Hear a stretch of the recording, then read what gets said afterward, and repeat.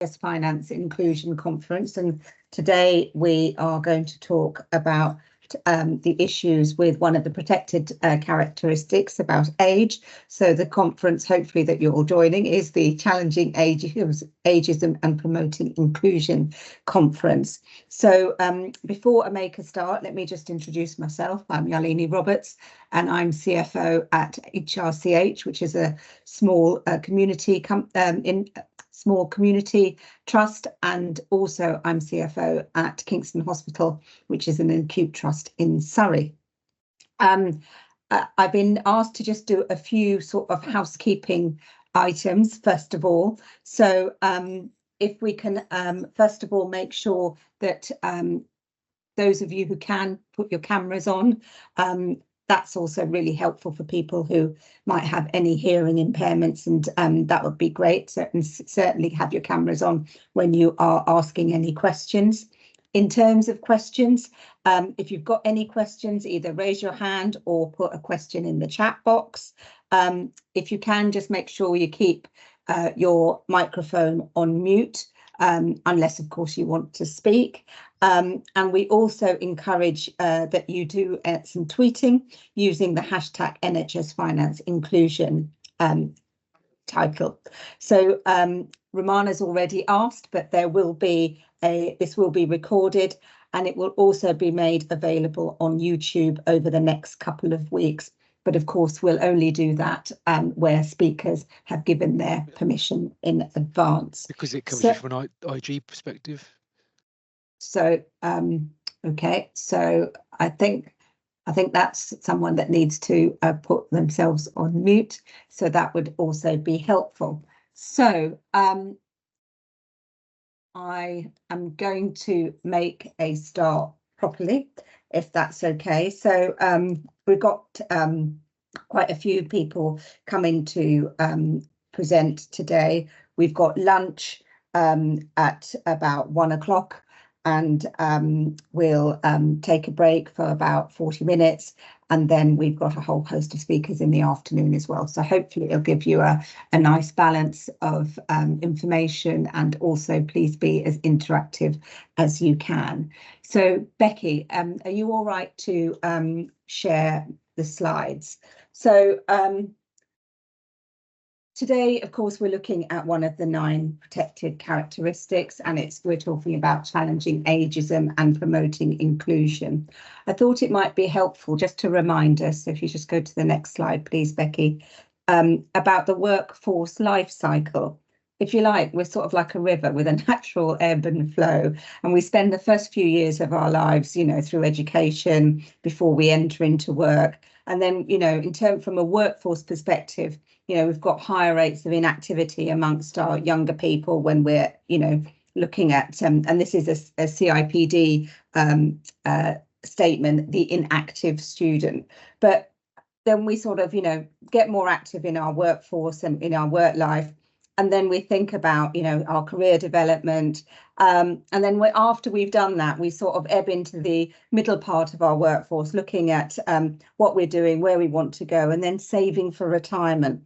And I think, you know, when we look at the labour market and people, we look at taking peaks and troughs in terms of when we're active and inactive. And some people, you know, might have family responsibilities, either for children or being carers. But how do we make sure that for those people who want to come back into the workforce, regardless of age, regardless of sex, that we make that as easy as possible? And some of the stats that I picked up, so if you just go to the next slide, please. So these have come from the Chartered Institute of Personnel and Development. I haven't made them up myself. But what was really interesting when I was going through it was actually nationally. So this is not just for the NHS. This is our national trends. We obviously have got a growing older workforce. And what I hadn't clocked until I'd done a bit of research is that the older workforce accounts for about 1/3 of our workforce. And when we look at that, there are more than 1.2 million workers over the age of 65. So what I thought would be helpful is, so what does that mean for us in the NHS? So if you go to the next slide, please, Becky. This is very, very busy and you probably can't see it, but quite low down at the bottom, the Chartered Institute have listed professions. So I think it's Q there is health and social work. And what that says is, in terms of the age bandings, if we look at the standard age banding, 16 to 24, 25 to 49, 50 to 64 and 65 and over, if we look at the health and social work elements, obviously where we fit in, over 36% of our workforce in health and social care is in that over 50 bracket. So I think the conference this afternoon is really should appeal to many, and also needs to take account on how we can best look after our individuals, not just from the 16 to 24, but also up into the over 65 category. Again, if you go to the next slide, please. What is interesting from an economic perspective, and I'll say it because I'm a finance director, are we missing a trick here? So one of the things that the Department of Work and Pensions did was they undertook the Fuller report, which talked about the missing millions of older people. So some of the people who want to work but are currently not working. So again, that number makes up about a third of people. So and in terms of what that means is, the number currently stands just shy of £1 million people. So the idea of some of the initiatives that people are doing, not just from a health perspective, is to reduce that number so that it allows that everybody that wants to work can. If we go on to the next slide, please, Becky. Again, it's a very, very busy slide, and these will be included at the end. But what I wanted to focus on is that dark green area. Hopefully you can see it on the presentation. That area here is focusing on the people who want to work, who are currently retired. So actually, what initiatives can we do to bring those people back into the workforce? I lead this thing in Kingston and Richmond called Workforce at Place, where we try and utilise our position as anchor institutions to try and recruit from our local cohort. So we go out to schools, we go out to colleges, but actually what we're missing a trick on are those people who are really experienced and potentially have retired, who want to come back into the workforce. And later on this afternoon, you'll hear from Terry Huff, who has just done that in terms of retire and return. So hopefully we're linking in terms of getting some sort of real life experiences on how we might be able to attract those, but also how it feels for those individuals coming back after retirement. We have the next slide. So we've just got a couple of things. So the NHS Finance have pulled together some national workforce data for us, just to give us a brief understanding about the cohorts. So no surprises here, I think, certainly for me, when I looked at this data. So for directors working in health across the NHS, in England, we've got predominantly most of our directors are in that 45 plus bracket. Let's move on to the next one.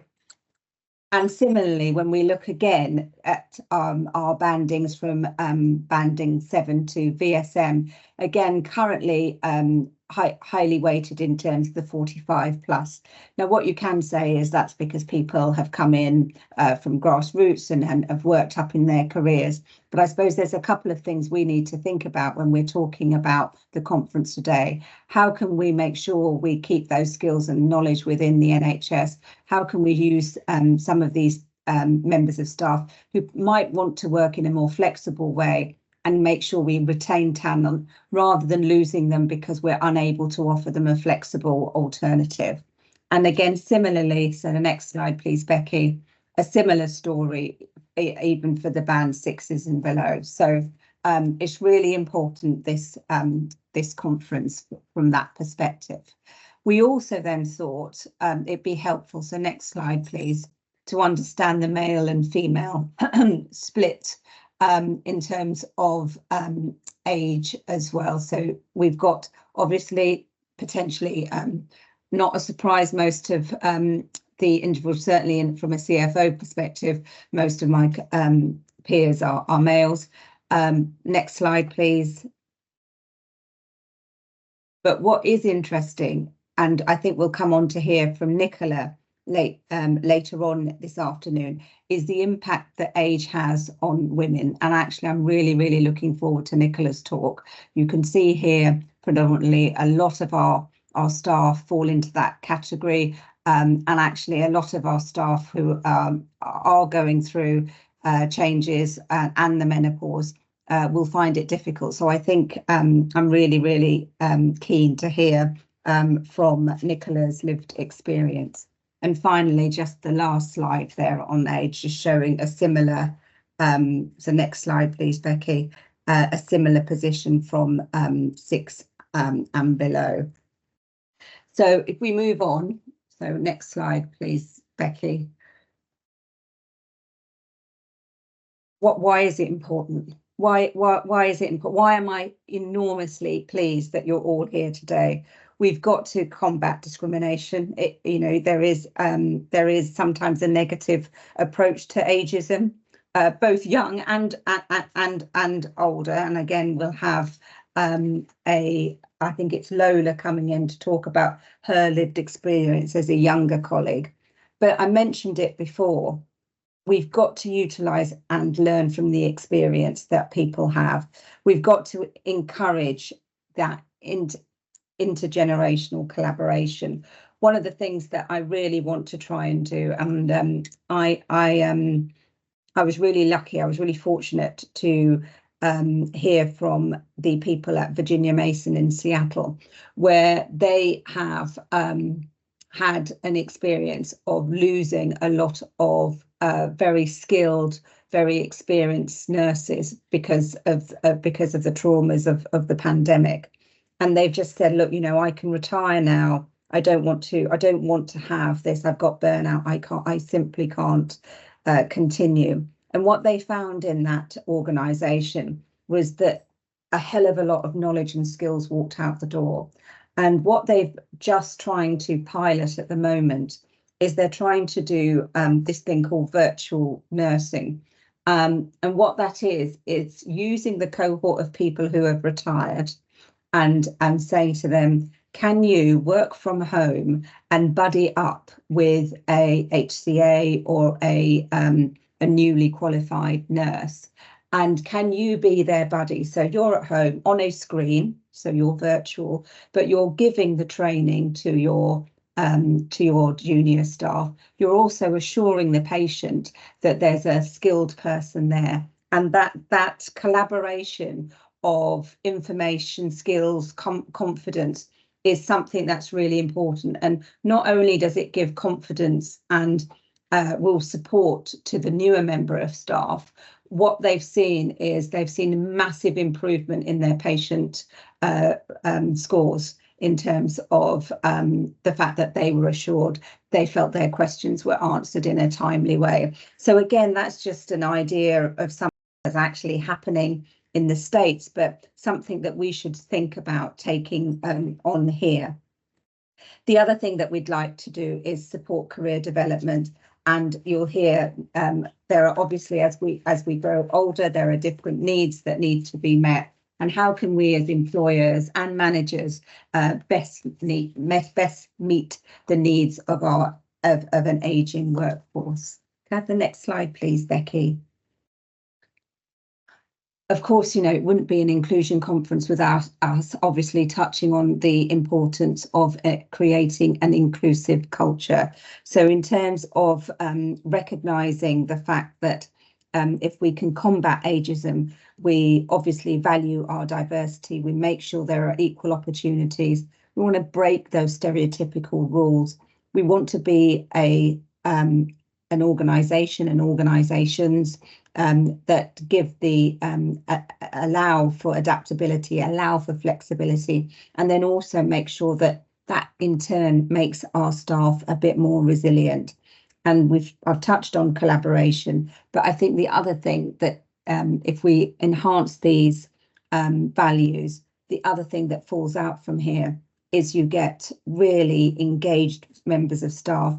And when you look at your turnover rate, your recruitment and retention premium that will drop because people want to stay. They'll say that, you know, this is a really good place to work. You'll get the benefits of that. So not only from a quality perspective, not only from a staff perspective, but also from a finance perspective. So next slide, please, Becky. So hopefully when we go through today, one of the things that hopefully comes out is the importance of addressing the way we work. You know, some of the stats that we had there, people would want to work in a more, would want to come back to work if there were flexibility in their hours. There's some things about making sure that, you know, when we talked about those inactive people who had retired, giving them the ability to come back for a short time to use their skills and knowledge. Some of the other things that we may want to consider is managerial responsibilities. So some workers might still want to work, but they just feel the pressure of their managerial responsibility as they near retirement just too much. So we should be able to, as employers, be flexible and allow people to step down when needed, but not lose that experience as they walk out the door. I think the thing that, again, we mentioned at Virginia Mason, work as mentors and coaches to support our more junior staff, and look at hybrid contracts. I think now we've come out of COVID, that's more acceptable. It's more embedded in organisations.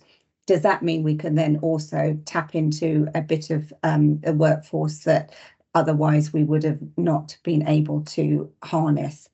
And I think the other thing, you know, just calling it out, as we get older, obviously, we get various health conditions. I'm riddled with arthritis, and I'm slapping on the turmeric as much as I can to make sure I get through the day.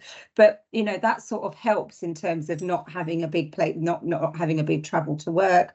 And I think, you know, as people do get older and they may have a few or greater health conditions, if we are flexible, hopefully that entices the aging part of the population workforce to stay for a bit longer and not lose that talent. So they're the kinds of things I'm hoping that we can cover. If you just go to the next slide, please, Becky. I'm going to stop there and just open it up for any questions that anybody might have.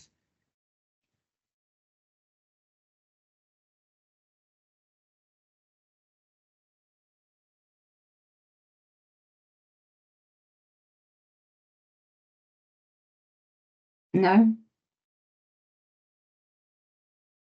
Saving them up for later.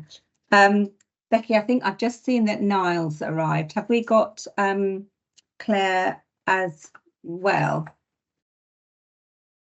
I'm not sure that we have Claire, but we do have Niall. Okay.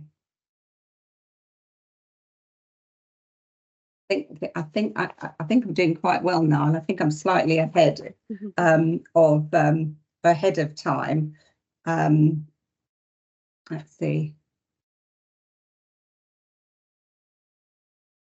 Are you able to text Claire? No, perfect. Thank you.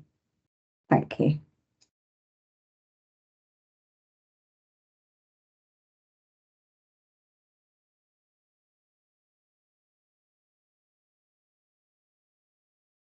So we're getting a couple of questions in the chat about just the housekeeping. So yes, Rosalind, the slides will be shared at the end, and then we've also got a YouTube channel that we get permission from speakers if we can share that, so you can have that.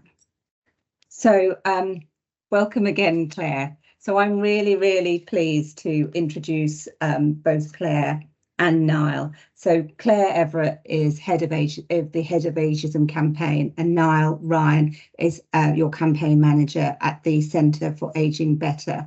And I think the Age Without Limits campaign by the Centre for Ageing Better, which was funded by the National Lottery, seeks to challenge ageism and promote age inclusivity by educating people about its impact and fostering a movement for social change. So I'm really, really excited to welcome both Claire and Niall. Brilliant. And good afternoon, everybody. I think Niall's just about to share the slides.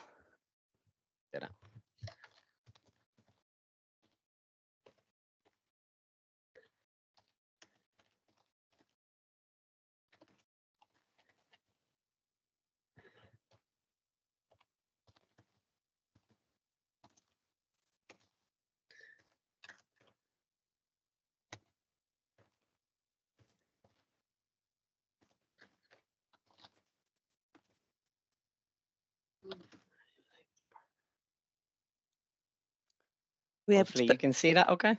That's better. Lovely. Brilliant. Thank you, Niall. And good afternoon, and thank you for taking the time to join us, everybody. We're really delighted to be here today to talk to you about the Age Without Limits campaign, our new campaign to tackle ageism. Today, we'll cover what ageism is, how it impacts people, the purpose of our campaign, and how you can challenge ageism, and linked through to that, our action day. And we'll be happy to answer any questions at the end. Next slide, please. So, what is ageism? Next slide. Ageism is a stereotyping, prejudice, and/or discrimination against people based on their age. Stereotypes are all about how we think, prejudice about how we feel, and discrimination about how we act towards others based on age. It affects people of all ages and can have a profoundly damaging impact on us as we get older. Negative attitudes to ageing are widespread across society, and older people are often portrayed in a way that reinforces negative associations with getting older. Like any kind of discrimination, ageism can happen in a big, obvious way and in smaller day-to-day interactions. Most people don't realise the things they say or think are ageist. Next slide. We know from the real-world impact this ageism can have. Ageism causes significant harm to us all, as individuals, to the economy, and to society. The workplace is one area that ageism most clearly manifests. 36% of 50 to 70-year-olds say that their age would disadvantage them in applying for a job. In housing, a focus on first-time buyers ignores the fact that homes need to be designed for all ages. Less than 10% of homes have basic features that make them accessible for all ages and abilities. Another area is health and social care. Studies suggest age might impact people's access to treatment. For example, older people with mental health problems are more likely to be prescribed antidepressants and less likely to be referred for talking therapies. And in media and advertising, skills seemingly become invalid at a certain age.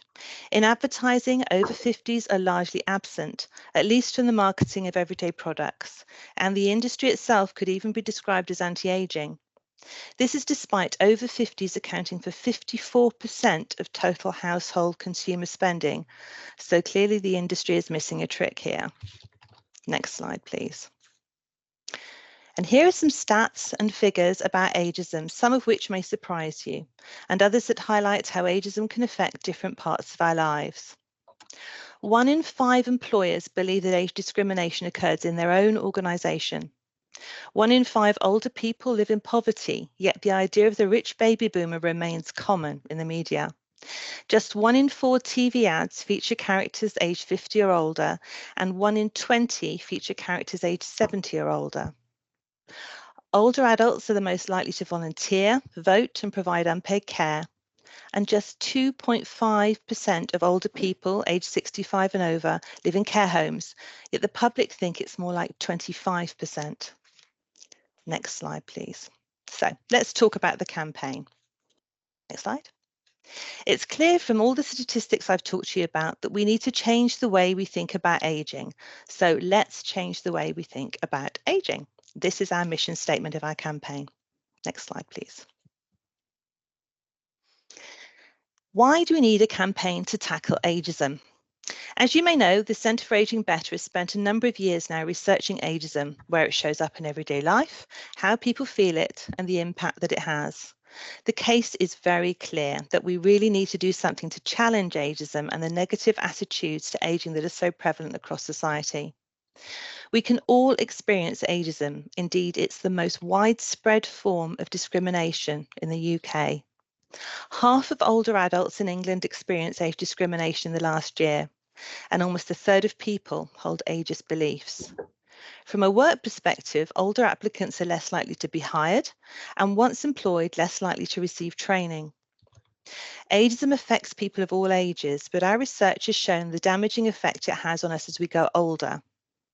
Ageism limits our lives and opportunities. It leads us to being devalued and marginalised as we get older. It affects our mental and physical health, the kind of activities we choose to do, our ability to work, and has a knock-on effect on the impact on the economy and social cohesion. The fact that we've got an ageing population adds to this urgency. Ageism means we as a society undervalue older people and don't invest in ways to help them age well. So it affects every aspect of our work at Ageing Better, and I'm sure much of your work too. And yet there's a perception that ageism isn't very harmful. Through our campaign, we really want to change that. Next slide, please. Our campaign is called Age Without Limits and will run over 3 years initially and has key parts every year to shift public attitudes at scale. A mass marketing campaign with mass reach, but targeted at our audience we want to shift.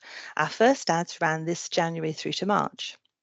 Our Action Day, a day of collective action for people who are already aware of and want to support action to challenge ageism, including our wide range of stakeholders, pledged employers, and our next network of age-friendly communities.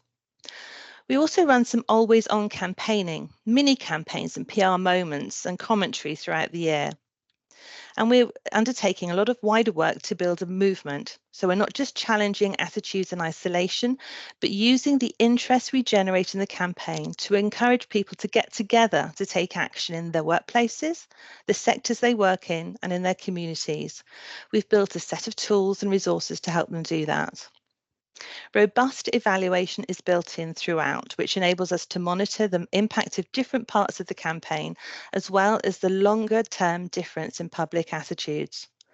All of our work draws on learnings from experts and people with lived experience. Next slide, please. So here are some ads which ran in January and February, asking the public, are you ageist? You'll see that there are some core stats about ageism and its harms. 1/3 of people hold ageist views, and half of people aged 50 or over experienced age discrimination in the last year. Next slide, please. And here are some examples of those ads in situ. Next slide, please. So our ads directed people towards our new campaign website, agewithoutlimits.org. This has lots of tools and resources, including our Are You Ageist quiz. You should try it. It's great to help start a debate or discussion around the topic.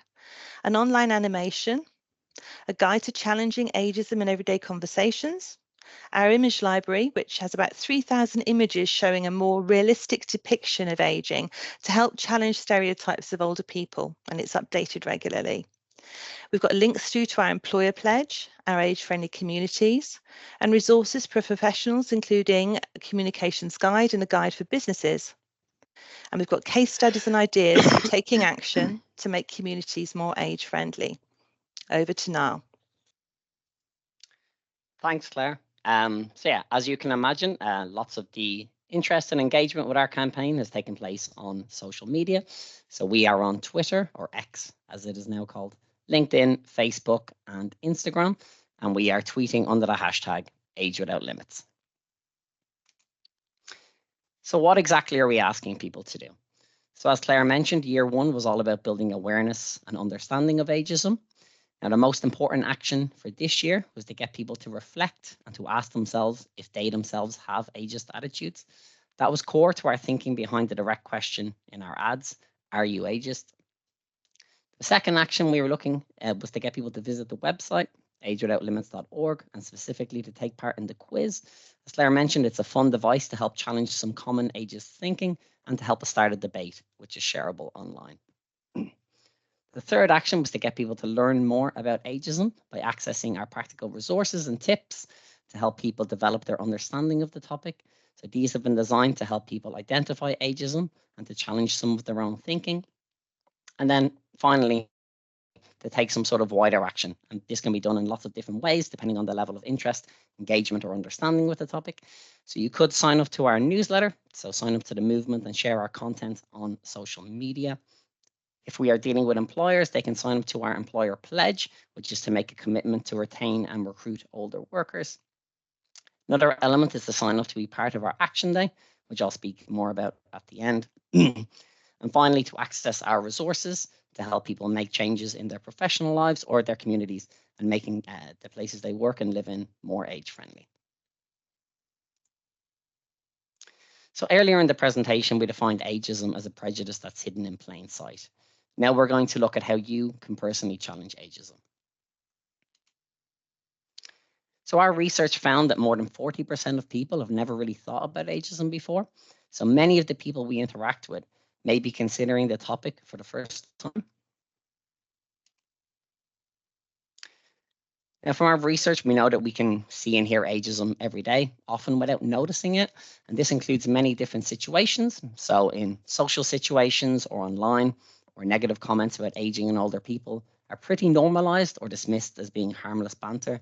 That could include conversations with your own family and friends. Sometimes we get it in comments we make about ourselves. So when people start to say, I'm too old for that, I'm having a senior moment, I couldn't do that at my age. And the worst part about that is that sort of internalized ageism, when you kind of reflect back on yourself, is quite self-fulfilling and self-limiting. So if someone thinks, I'm too old to go to the gym, that will have a knock-on effect to their health outcomes. Another example is in everyday interactions. So people being spoken down to or patronized. We have a lot of examples of that. So people say in places like in doctors' surgeries where they felt their age negatively impacted them. And then there's a few other examples on screen, which I think Claire has already run through. So in employment, in access to healthcare, and of course in the mass media, where people seem to kind of age out of certain roles. So you get this a lot in film and TV and advertising, in other areas of the media where people tend to drop off past 50 and then never reappear. So we know that most people don't intend to cause offense in the way that they talk about older people or how they act towards them. For example, comments may be presented as banter or jokes, or even possibly as a compliment. But these are ageist assumptions and they should be challenged. Having a conversation about these things is a powerful first step to challenging that sort of ingrained thinking. So whenever we hear an ageist comment or we notice ageist behavior, we can help to change the way we think about aging by calling it out or asking people to reflect and to think differently. And we feel that starting a conversation about the topic is the best way to start this. So when we are responding to ageism, we can use a few different tactics. The first is if someone refers to you or another older person using patronizing words or phrases, you could reply by swapping out the ageist word or phrase with a more appropriate one. For example, making sure to refer to yourself or the other person by their name or describing them simply as an older person rather than using offensive terms such as elderly, OAP, pensioner, which we know from our research people do not appreciate. The second is if someone makes a stereotypical assumption about you or someone else because of their age. So for example, that older people can't learn new things or become stuck in their ways when they get older. You could reply by questioning the basis of that assumption or asking them to explain the logic more fully. This allows the person to reflect on what they're basing that assumption on. And largely speaking, it's generally going to be from misinformation. So you could follow that up with a useful evidence that might dispel that stereotype. So you could point out that research shows that people aged 50 and over improve workplaces, making them more innovative, diverse, and productive. In terms of jokes, if you hear a joke that feels offensive, you might want to ask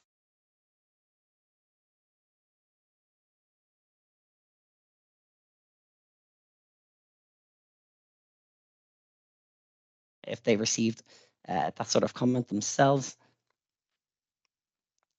In terms of compliments, so if a compliment comes with what we would consider a less than flattering qualifying statement, the kind of "you look great" for your age, or it might even be presented as a compliment. You don't look your age. You might want to respond by acknowledging the compliment as intended, but to point out that the reference to age probably isn't necessary or very fair. Obviously, people can look good regardless of age. And actually, I just came across a stat on this this week, actually, that the average age at which women start hearing the phrase, "you look good for your age," is 25. So all of these approaches can help the person to reflect on what they might have said or what has been received, and the impact the words and actions can have on others.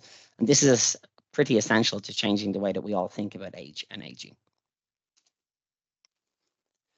Beyond everyday conversations, you might want to take it one step further and take challenging ageism that one step further by having a discussion or workshop in your community, in your workplace, or amongst your friends and family to talk about the topic.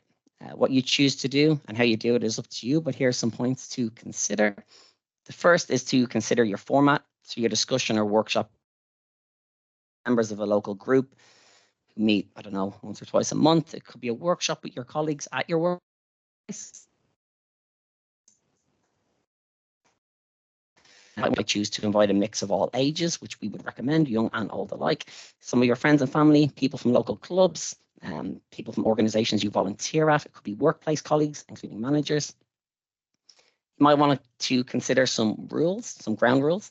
So these can be decided in the group themselves, so everyone has their say and people can agree.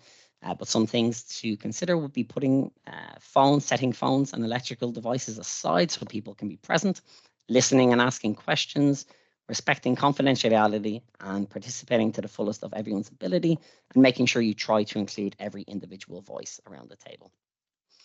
And finally, consider example questions. So example questions can help to prompt and guide discussion and could range from things like, what does the word ageism mean to you? Have you heard it before? Do you think in negative ways about yourself or older people? These kind of example questions can help to set the context and encourage people experiences of ageism. And we have many more examples on our website under our Challenging Ageism Guide with lots of questions and prompts.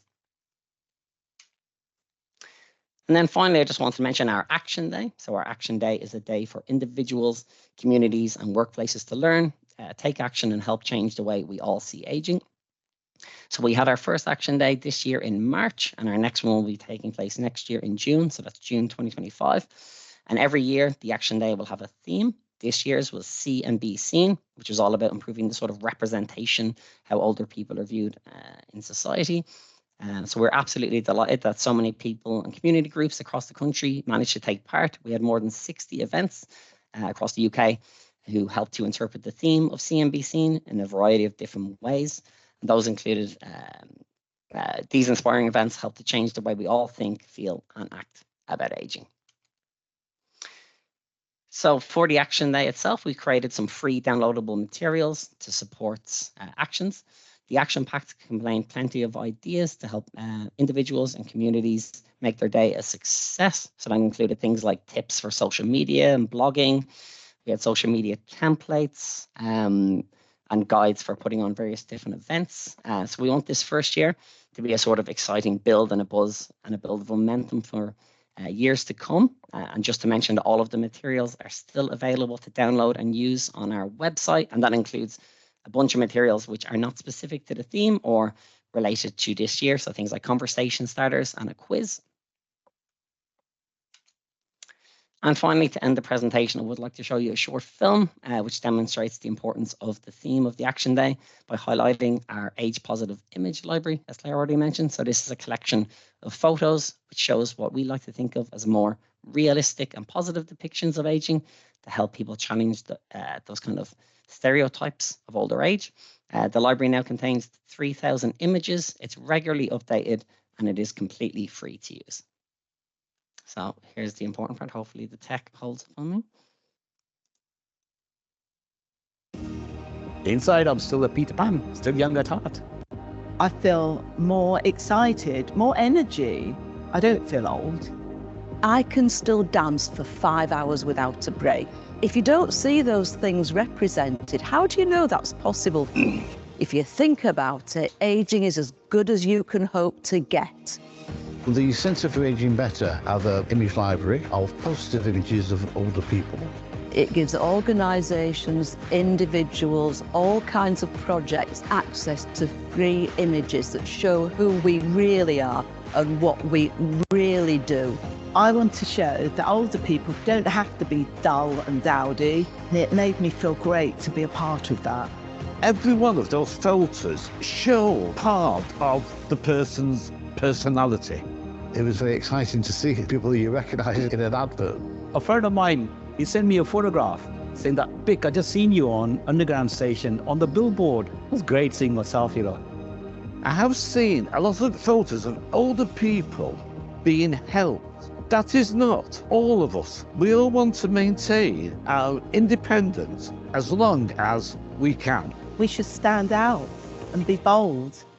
When I see older people being poorly represented, I feel it just links to a stereotype that diminishes us. It's such a failure of imagination. I want to see positive images of older people because that's what we are. We are positive people.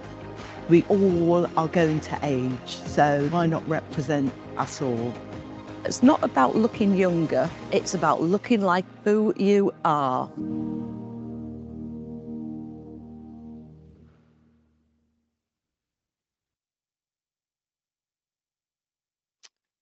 And that's it from me. So thank you. And do let us know if you have any questions. Oh, I think that's phenomenal. Thank you so much, Claire and Niall, and certainly gave me a lot to think about in terms of actually, I really like the idea of having the quiz and taking that back into a workplace, because you're right, we don't, and you know, I'm guilty of it. I really don't talk about it. So actually having that and having it portrayed like that was phenomenal.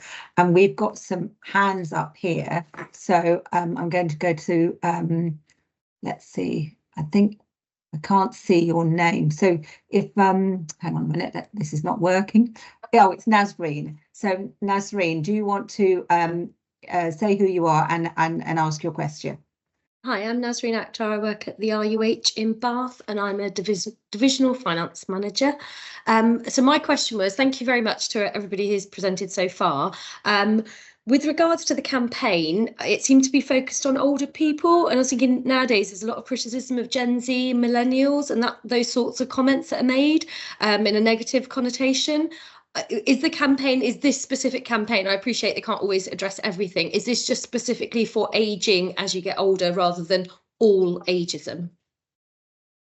Yes, it is at the moment, because that's where we found the most harm is occurring, basically. And I think that's where we get our funding now, isn't it, from the National Lottery? It's on that basis.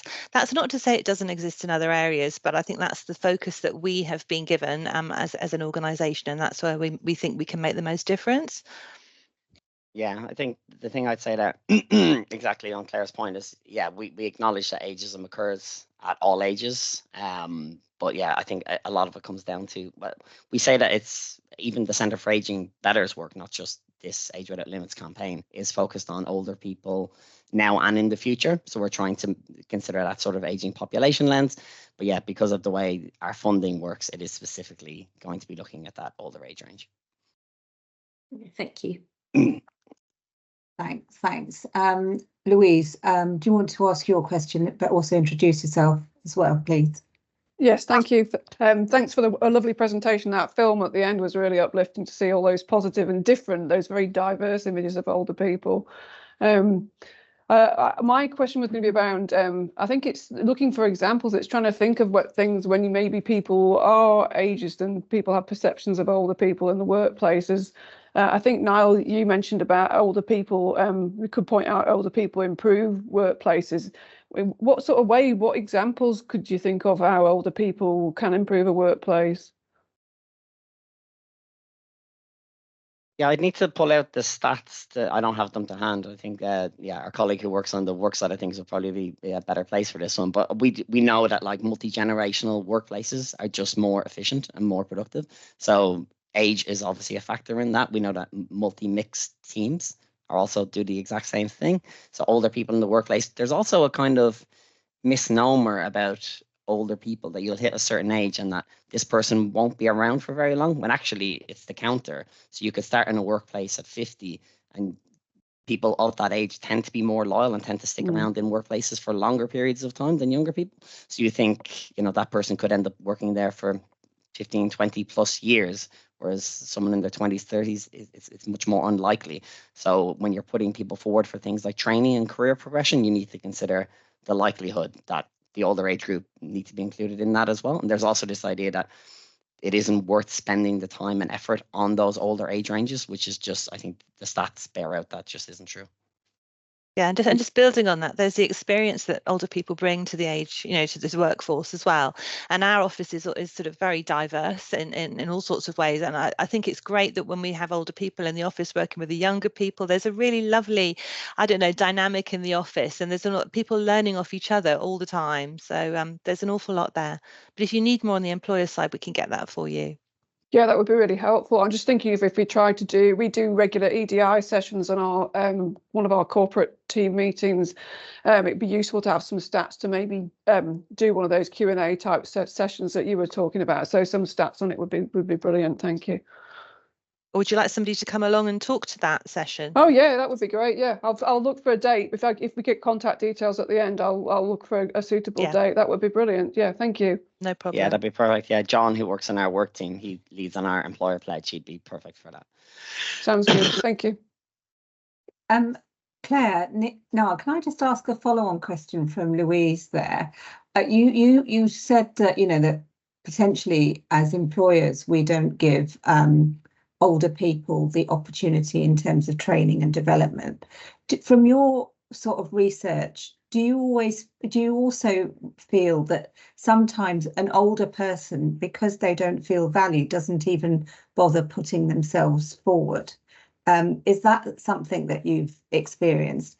And I suppose if that's the case, is there any tips that you could say, you know, to the older person who feels that, you know, there's no point putting their hand up for this? How could they sort of turn the tables on that? What sort of practical questions or examples do you think we could have?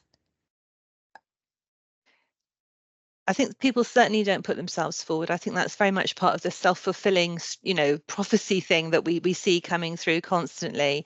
I think John would be better placed to sort of talk to you about what to do. I have definitely heard that people sort of make their CVs shorter and things like that, so that it's such a shame. But obviously that earlier experience doesn't come through in what they've done.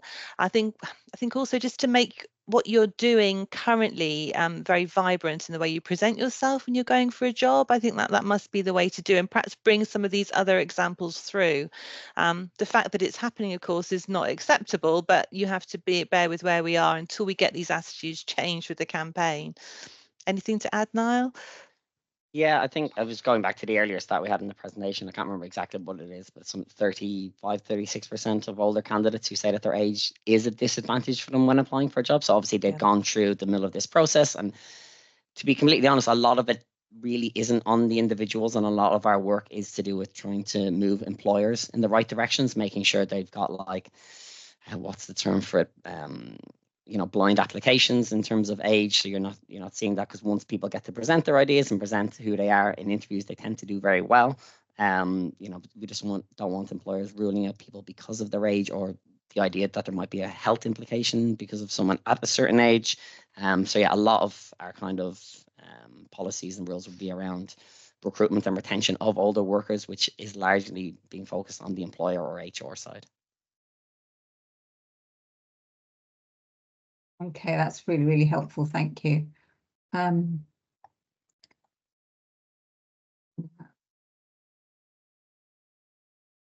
don't see anything in the chat, and I can't see any more hands. I don't know if I'm missing anybody. Please speak now if I have. No. Okay. Well, I mean, I think actually really for me, really phenomenal, Claire, and now, so thank you so much for presenting this afternoon. I mean, I'm going to certainly take away and look at the Age Without Limits website, and I think I'm also going to make my senior team do the Ages quiz, because I think it's something, quite frankly, that I feel slightly embarrassed, but I'm going to say it, that we haven't really considered and given enough airing to in the organisations that I work. So I think thank you first of all for highlighting that and making me do something as an action, and also for having a I mean, I think it was Louise who said, you know, an enormously inspiring video at the end to showcase that. So thank you both. And if we can take your contact details for people who'd like to contact you outside of here, that would be phenomenal. So thank you all so much. I know that you've got to go and rush off elsewhere as well. So thank you and good luck with that. Our pleasure. Brilliant. Thanks, Thank you very much. Thanks for having us. Bye. Speak soon. Bye. Bye-bye. Bye. Oh, wow. So that's really, for me, that was really thought-provoking. So what I'm going to do is, we're slightly ahead of time, Becky, but I know that we're expecting Lola at 1:45, aren't we? So what I'm going to do, if everybody's all right, is I'm going to give you an extra 9 minutes for lunch. So you can have a hot beverage as well as your sandwich. And then if you all try and come back for just before 1:45, so that we can kick off with Lola. And I think, Nasreen, from your questioning, it was, you know, she is talking about her younger experience and her lived experience as a younger colleague. So be helpful to sort of get that perspective too. So thank you all. Welcome back, everybody. Hope you've had a break for lunch and not done your emails like I have. And actually had a proper break. I'm really delighted that we've got Lola who has joined us. So Lola Mustafa is a finance manager from North West London, actually, from the Hillingdon Hospital's NHS Foundation Trust. And I think, Lola, you're going to talk to us about your experiences as a younger colleague. I know that you joined the NHS at a younger age, and you'll be talking about some of the challenges that you faced. So thank you, Lola, and can I hand over to you? Welcome. Thank you. Becky, can you share the slides if that's okay? Yeah, of course, I'll just get them up 1 second. Thank you.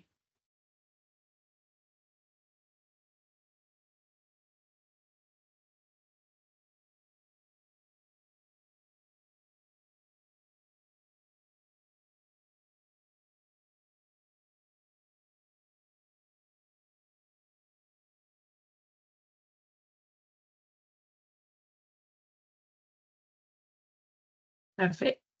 Thank you. So hopefully everyone can see those. So first of all, thank you for inviting me. It's been great to hear about why it's important to have this conversation, first and foremost, and about the campaigns which are going on.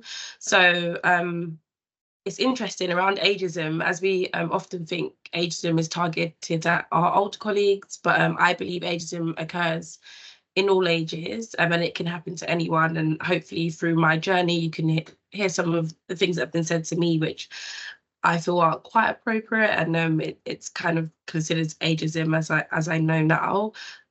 So if I can just go to the next slide, please. Yeah, so I've got about 15 minutes to speak, and then I believe we've got a 15-minute Q&A session. So I prepared a small presentation, and it will cover my NHS career, so my journey so far in the NHS specifically, and some insight into what ageism looked like for me, with a few examples. And then I'll kind of go into some top tips, and this is what I did to cope with some of the things that were said, and also around what I guess you can do to support your younger workforce. And then finally we'd have the Q&A. So just to give a little brief around me before I go into my actual slide. So my name's Lola Mustafa. I'm considered a millennial. So I'm 29, just exposing my age for the purpose of the ageism kind of context. So in terms of work. So I currently work at Hillingdon Hospital as a finance manager. I work in one of the clinical divisions, so I work in financial management. And prior to joining the NHS, I actually worked in the private sector, so I worked in business banking.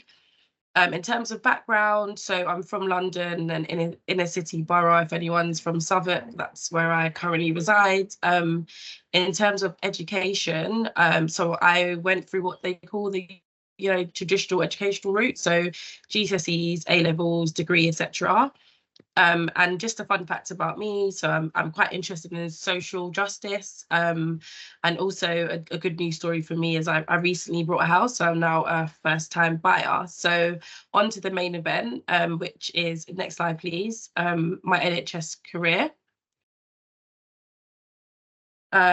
So in terms of my NHS career, so I joined NHS when I was 24, so it's about 5 years ago now. So I joined in 2018. So I joined on the graduate management training scheme. And just for those who don't know what it is, it's a national kind of training / development scheme, which has loads of different disciplines from finance to HR, to public policy, and you're on it for about 2 to 3 years. So I joined the finance stream, and that involved me studying my professional qualifications, so CIPFA, which is the Chartered Institution of Public Finance and Accounting, and we also do a postgraduate certificate in healthcare leadership. So I joined from a non-finance background. So I studied at the University of Warwick and I done politics and sociology. So when I joined the NHS, finance was completely new to me, although I had worked, before in the private sector in business banking. So what kind of inspired me to join the NHS? So I'd always kind of been involved in like youth politics, so running campaigns such as the Young Mayor scheme, and there's something called UKYP, which is UK Youth Parliament. So I ran that and was successful in both. So I'd always been interested in the public sector domain. But when it came to actually going into employment and training to be a professional, I thought, what organisation could I join that had the most amount of impact? And for me, it was definitely the NHS. I'm sure everyone in the room can attest to using the NHS at some point in their life, whether it's, via having kids or having an injury or something along those lines. So for me, it was like, that was like a really good organisation to join. So that's how my kind of journey began on the grad scheme. So my first placement, so my first kind of role within the NHS was at Chelsea and Westminster. And, overall, it was a really positive experience. So I worked in the central team, so central accounting, and that's where I kind of I was able to put my theory into practice in terms of my exams, and putting the knowledge that I've learned there into real practice. And you know what they say, you don't know how much you don't know. And I definitely experienced that when I first joined Chelsea. But, I felt like I was very resilient and I was there for the right reasons. And I also realized that the NHS had loads of acronyms. So yeah, even NHS in itself is an acronym, isn't it? So that's kind of the kind of good experiences that I got from there. But I would say there was some not so much favorable experiences, and I do put this down to my age based on the comments that were said. So this was my first experience working with clinicians, for example, so consultants, etc. And in your job title, you'll have, graduate management trainee, and some of the stuff was, another student. And for me, that was a little bit disheartening because I actually had prior experience working in the private sector, sorry. So it was like, oh, okay, so just because I'm a student doesn't mean I'm young and I don't know anything. So that took a little hit on my kind of,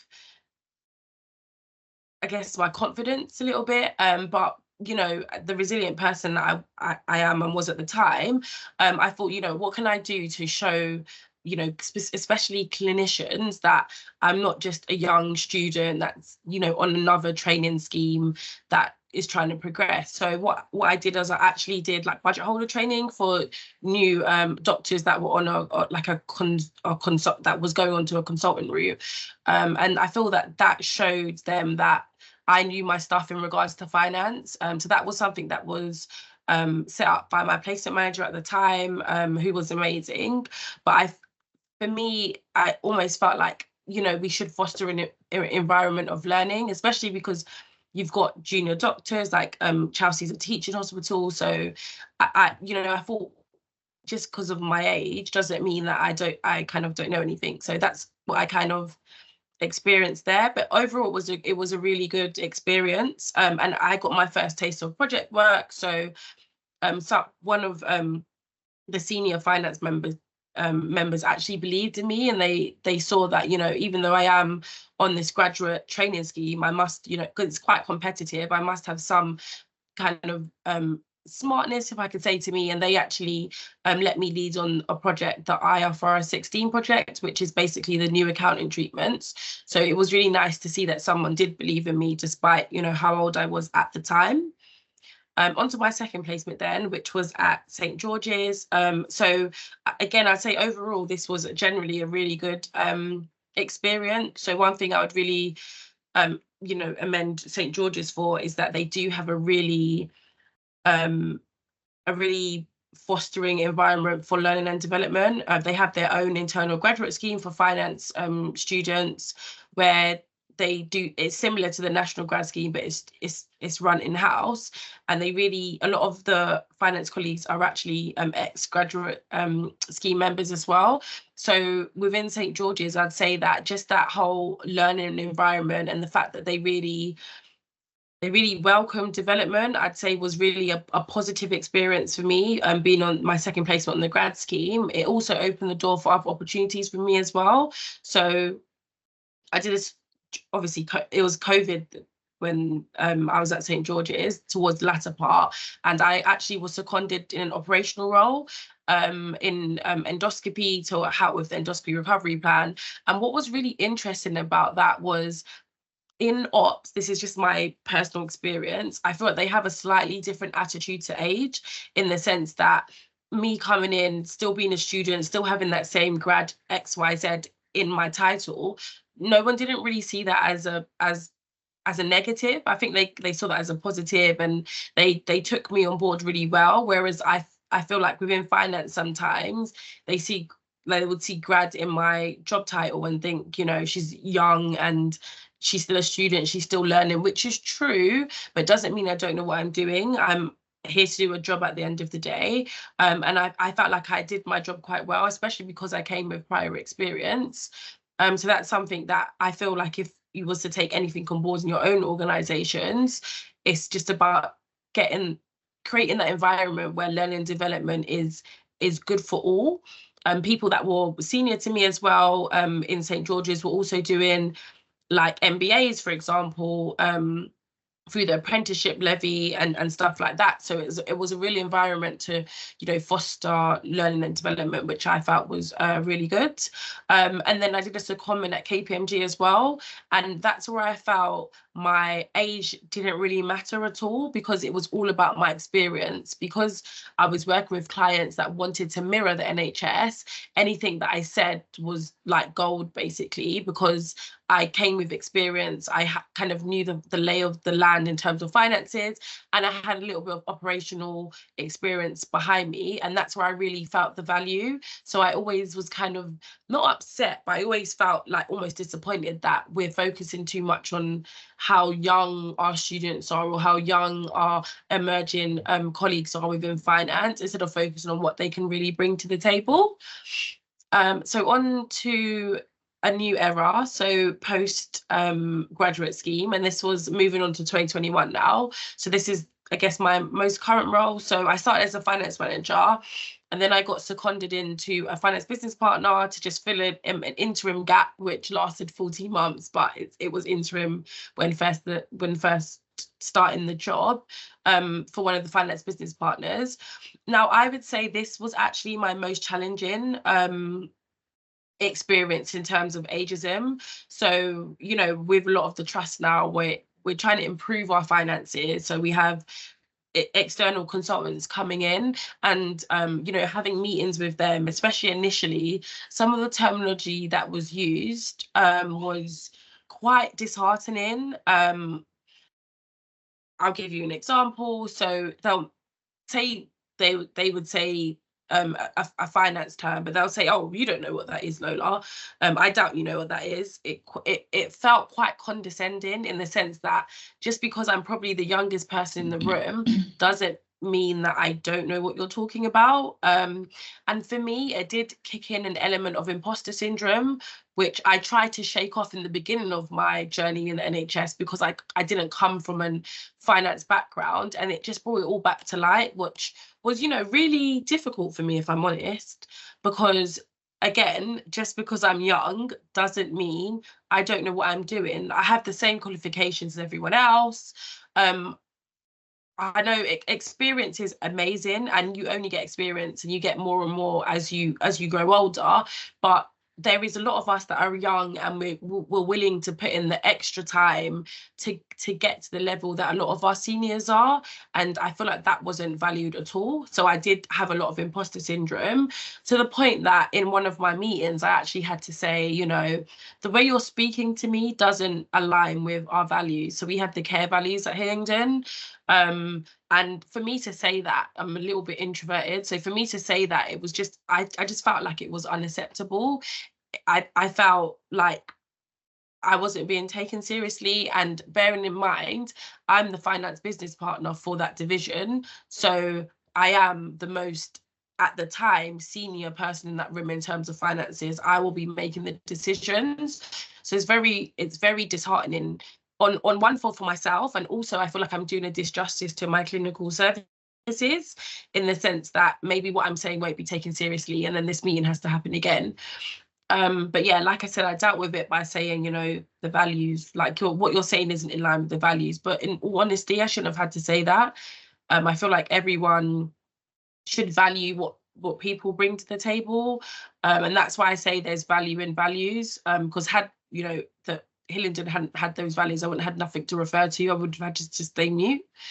Yeah, so that was unfortunate, but again, within Hillingdon as well, I've had some really positive stories where maybe my age has been beneficial, in the sense that one of my colleagues, she went off on surgery and she recommended me to cover her. So she works on the North West London Finance Academy board. So I covered her for about 3 months. And basically the North West London Finance Academy board looks at how finance developmental opportunities can be equitable across the patch. So that was really good. But I think that she saw, you know, my young, passionate drive, and she thought Lola would be perfect for the job to cover me.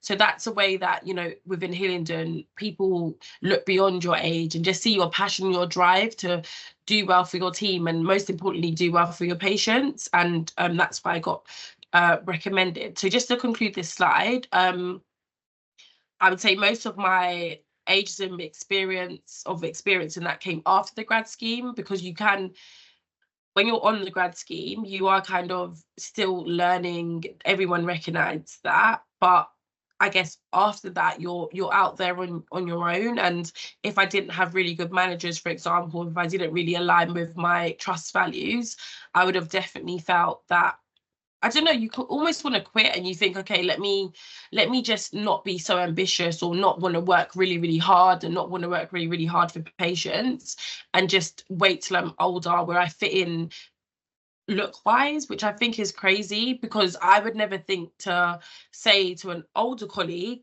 oh, you can't do this because you're too old. Like, I would never say that. I wouldn't even think it. So the fact that I guess some people think to make jokes or talk down to someone that's younger, I think is kind of totally unacceptable. But that was my kind of NHS career journey. So moving on to the next slide, please, which is just around kind of like my top tips to anyone that's younger, or anyone that's supporting a younger workforce, or people, if you have graduate schemes, or if you have placement schemes within your trust. So the first thing I would say is you're a chartered accountant, and your qualifications are the same regardless of age. So we all sit the same exams. I did SIPFA, other people do ACCA, other people do ACA. Like, we all do different things, but you're qualified at the end of the day, and that kind of, in a way, proves that you're competent in your role as well. But if you ever feel like you want to do more, I'd definitely say, like, the postgraduate certificate that I did in healthcare leadership was amazing, and it talks about different leadership styles. Not once did it ever talk about age, in the sense that you can't be a leader if you're young. So definitely feel like you're a leader at whatever age or whatever point you are in your career. I'd say the second tip is be intentional with your journey. So as a younger person, especially if you do want to progress and you do want to make lots of impact, have your route planned out, but get other people involved. Like, tell your manager what you want to do, because if they can support you, they're your greatest ally. But if you're over intentional and you don't let anyone know, then you could have some, setbacks in that respect. I'd say thirdly, share your experiences in your network. So value what everyone brings, whether it be from finance, whether it be your clinicians. Like, everyone's got a shared experience. Older colleagues, they have so much value. Like, they have so much value. So tap into that before they, retire or before they move on to something else. Definitely tap into that as a younger person, and take those notes, write it down, and also see what didn't work previously and what can work now, or what new experiences you have to bring. I'd definitely say be inquisitive. So what I definitely did is I definitely used my age as an advantage, in the sense that, yeah, I'm on a grad scheme, or yeah, I'm new to this role, and I ask questions, because if people want to kind of look down on you because you're young, then use that to your advantage. Ask the questions that may seem silly, and don't feel bad for it, because everything's a learning opportunity. So I know I definitely did that throughout my time on my grad scheme, and throughout my current two previous roles at Hillingdon. And some of the main strategies I used to overcome imposter syndrome was, I learned the terminology. So just certain things, like within the NHS, there's loads of acronyms, but within finance, there's a lot more acronyms. So I learned it, as in, someone would say something, I didn't know what it meant, Google, pull it into Google, know what it means. Like, you have to really be proactive with your development, because unfortunately, people will see a young person sitting in the chair, which they feel should be a lot more senior, and they'll look for anything to try and trip you up, in my opinion, from my experience. So use Google, use the tools that you have at your disposal, and really get to know the terminology. And if you still feel challenged, like for me, in my experience with our external consultants, I just link back to my trust values, and no one can really say anything to that, because everyone, it should be working towards those values, within a trust or within yourself. And I'd say finally, I'd definitely say be your authentic self. Now, I feel like as a young person, you might feel like you need to try and present yourself as older or something like that. And I feel like, no, you shouldn't do that, because you're young and you're on your journey, and you need to remember that everyone has gone through this journey. No one started off as an older, much more experienced person. And as long as you know your stuff, and even if you don't know your stuff, get to know your stuff, like, that's fine. And ultimately, remember why you're doing what you're doing. So for me, like I said at the beginning, I wanted to be part of an organization which was impactful, and that was the NHS for me. So no matter what anyone says, if they make sly comments about my age and anything like that, I'll remember why I'm here, and I'm here to make an impact in finance, because I know it touches so much people within the UK. So that's kind of like my top tips, my building blocks, as I put it. So on to the next slide with any questions. Lola, I just want to say, before we open up to questions, just thank you. What an enormously sort of candid and thought-provoking conversation you've shared with us today. I think in terms of the values and using those as your, if you like, your framework to sort of go through, I think is a very, very good idea. And I think the importance of OD and cultures and behaviours to support that is also something that you've brought out. I think there's something about learning from people like yourself who actually do put yourselves out. And I'm enormously grateful that you've agreed to come today and share your story. I think some of the things that you've said again, you know, I can certainly reflect on.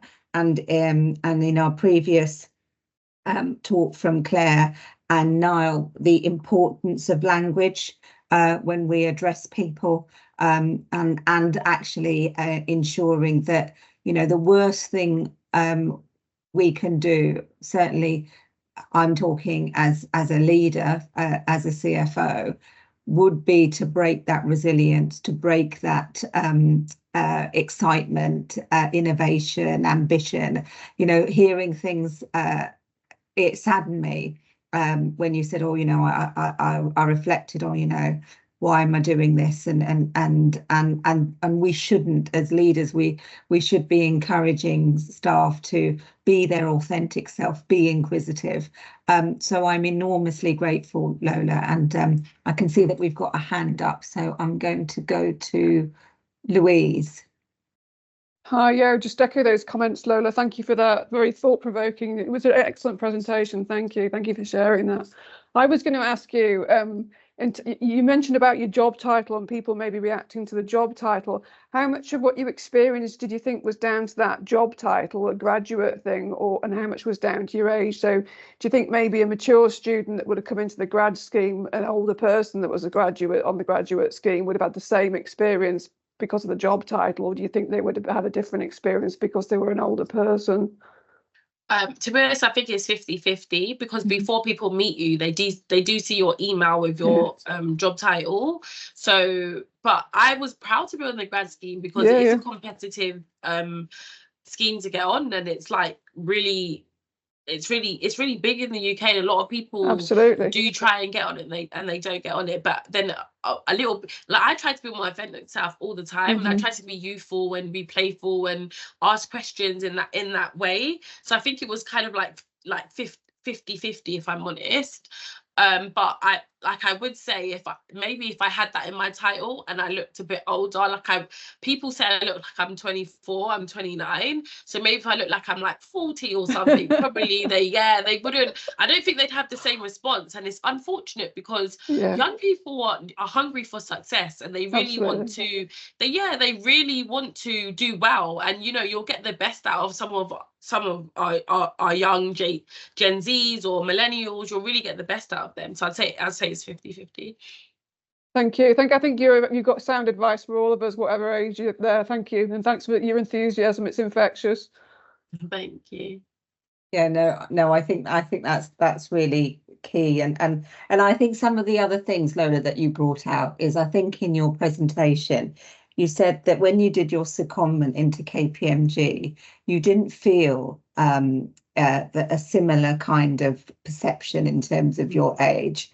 And I suppose when we think about us as NHS leaders, you know, one of the things that I'm reflecting on is, I don't know if you're there at the beginning of the presentation where we showed the age profile, and we showed actually there are quite a few, we're heavily weighted into the 45 plus.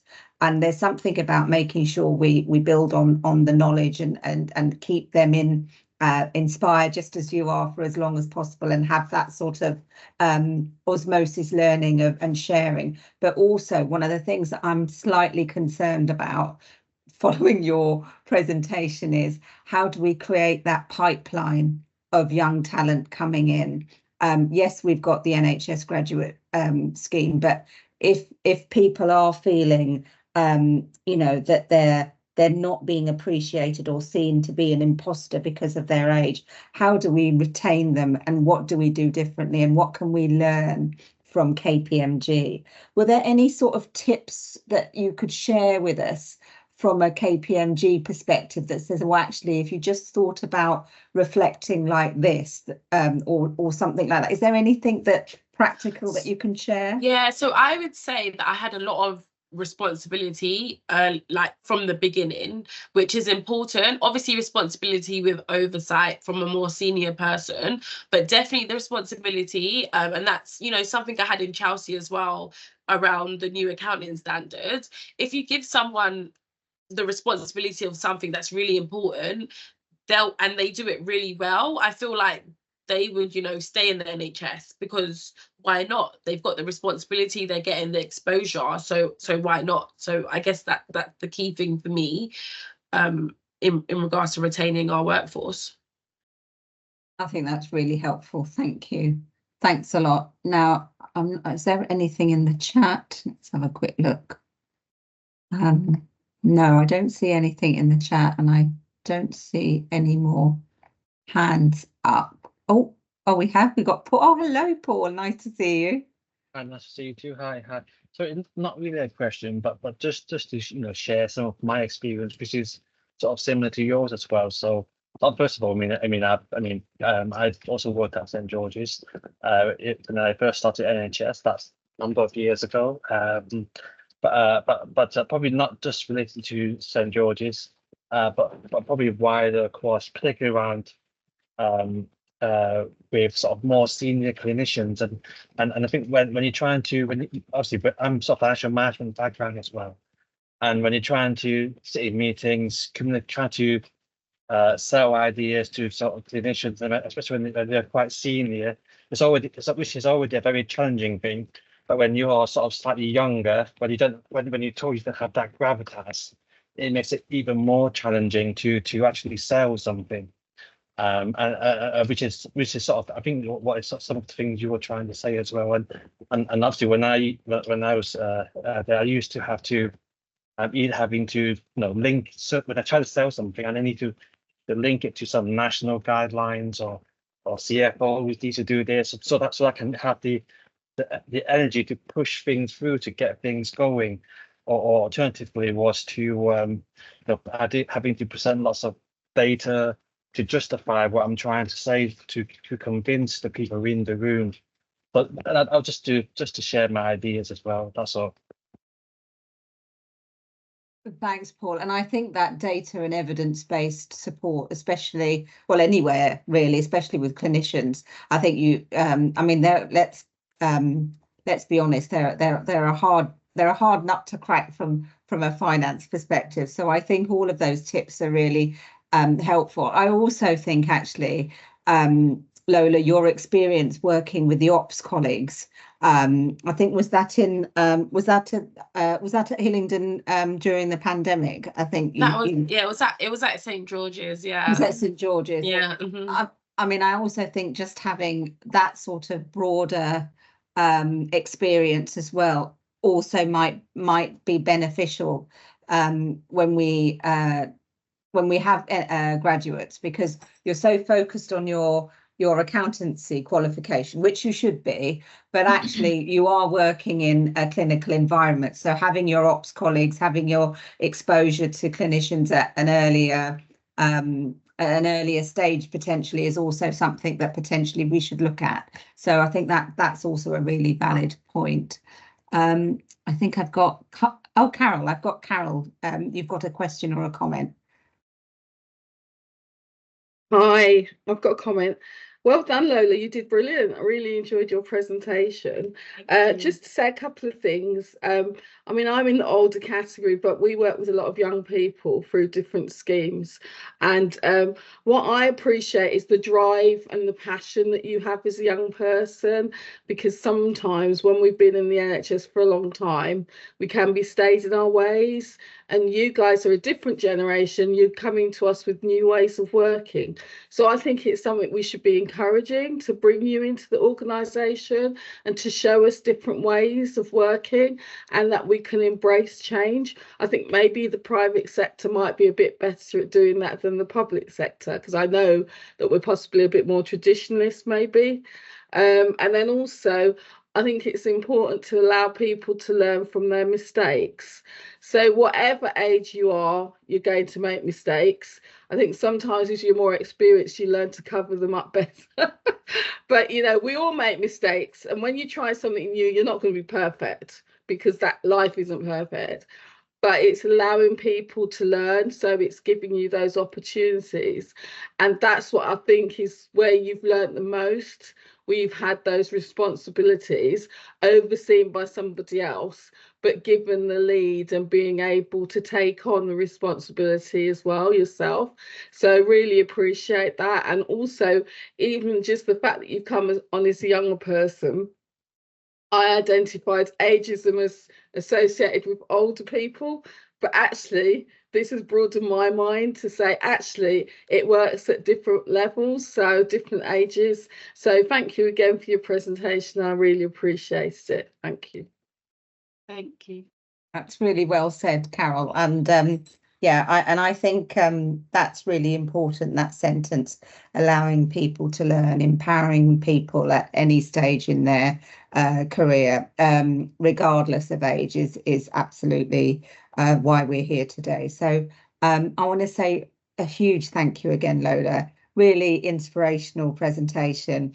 And I think thank you again for being so candid and honest, and sharing some really great examples and your top tips. So hopefully you can stay for the remainder of the conference. Perfect. Okay, so thank you so much. I'm going to move on, and hopefully we've got Nicola here. Yes, you have. I'm here. Hi, Nicola. So thank you very much for coming today. And I think you are Deputy Director of Finance at Buckinghamshire Healthcare NHS Trust, and you're going to talk to us about your experiences that certainly I've experienced as a woman in terms of the menopause and the effect that this can have on your career. So thank you ever so much, Nicola. Over to you. Thank you. I've got some slides, so I'll share them right now. And so if I look slightly to one side, that's because I'm looking at the slides to prompt. Can you all see the slides now? Okay. So as you said, I'm Deputy Chief Finance Officer for Financial Control at Buckinghamshire Healthcare NHS Trust. I've been there for about a year. I worked there for over 20 years in the past, and it's a good trust to work for. What I'm going to cover today, who am I, and some context about me, where I got to in my career when the menopause hit. What is the change, or the menopause? You know, it's going through changes. What it's meant for me in my career, how I've coped with it, and the positives that have come out of it, because it's not all negative. And just a summary, what I would like, if people have got any questions or would, you know, want some more clarification or detail or something like that as we go through, please put up your hands. Then you won't be listening to me droning on for an hour on my own. So please put up your hands and ask questions as I go through it. So who am I? Well, I'm Nicola Peters. It was my 60th birthday 2 days ago on Monday. And so I'm in the middle of birthday celebrations at the moment. So yeah, it's all, we had a family barbecue, pouring rain, and now it's glorious sunshine outside, which is always the way. I joined the NHS in early 1994, so I've just done 30 years in the NHS. It was just before my 30th birthday. and I was a mum of 2 young boys at the time. They were 5 and 3 when I joined the NHS. I have to say the NHS at that time was quite different from what it is now. I had a friend who had a son a similar age, and the comment when she started work was, aren't you brave starting work with leaving a young boy at that age? So it wasn't as flexible for young working mums at that time. My personal circumstances changed just before my 40th birthday. In the 10 years that I've been in the NHS, I'd worked up from being a band 2 debtors clerk. I was a band 6 at that time, and suddenly I became a single parent of 2 teenagers. And at a band 6, I thought that I'm not going to be able to live, the way I would want to, and be able to support the boys in the way that I would want to. So I thought, right, the thing I need to do is get qualified. I wasn't qualified at that point. I had my job was to provide the holidays. It wasn't the breadwinner role at all. So I thought, right, I'm going to have to get qualified. So in the summer of that year, I started my AAT. I did that in 2 years. And then I did my ACCA in 2.5 years as a full-time working mum of 2 teenagers.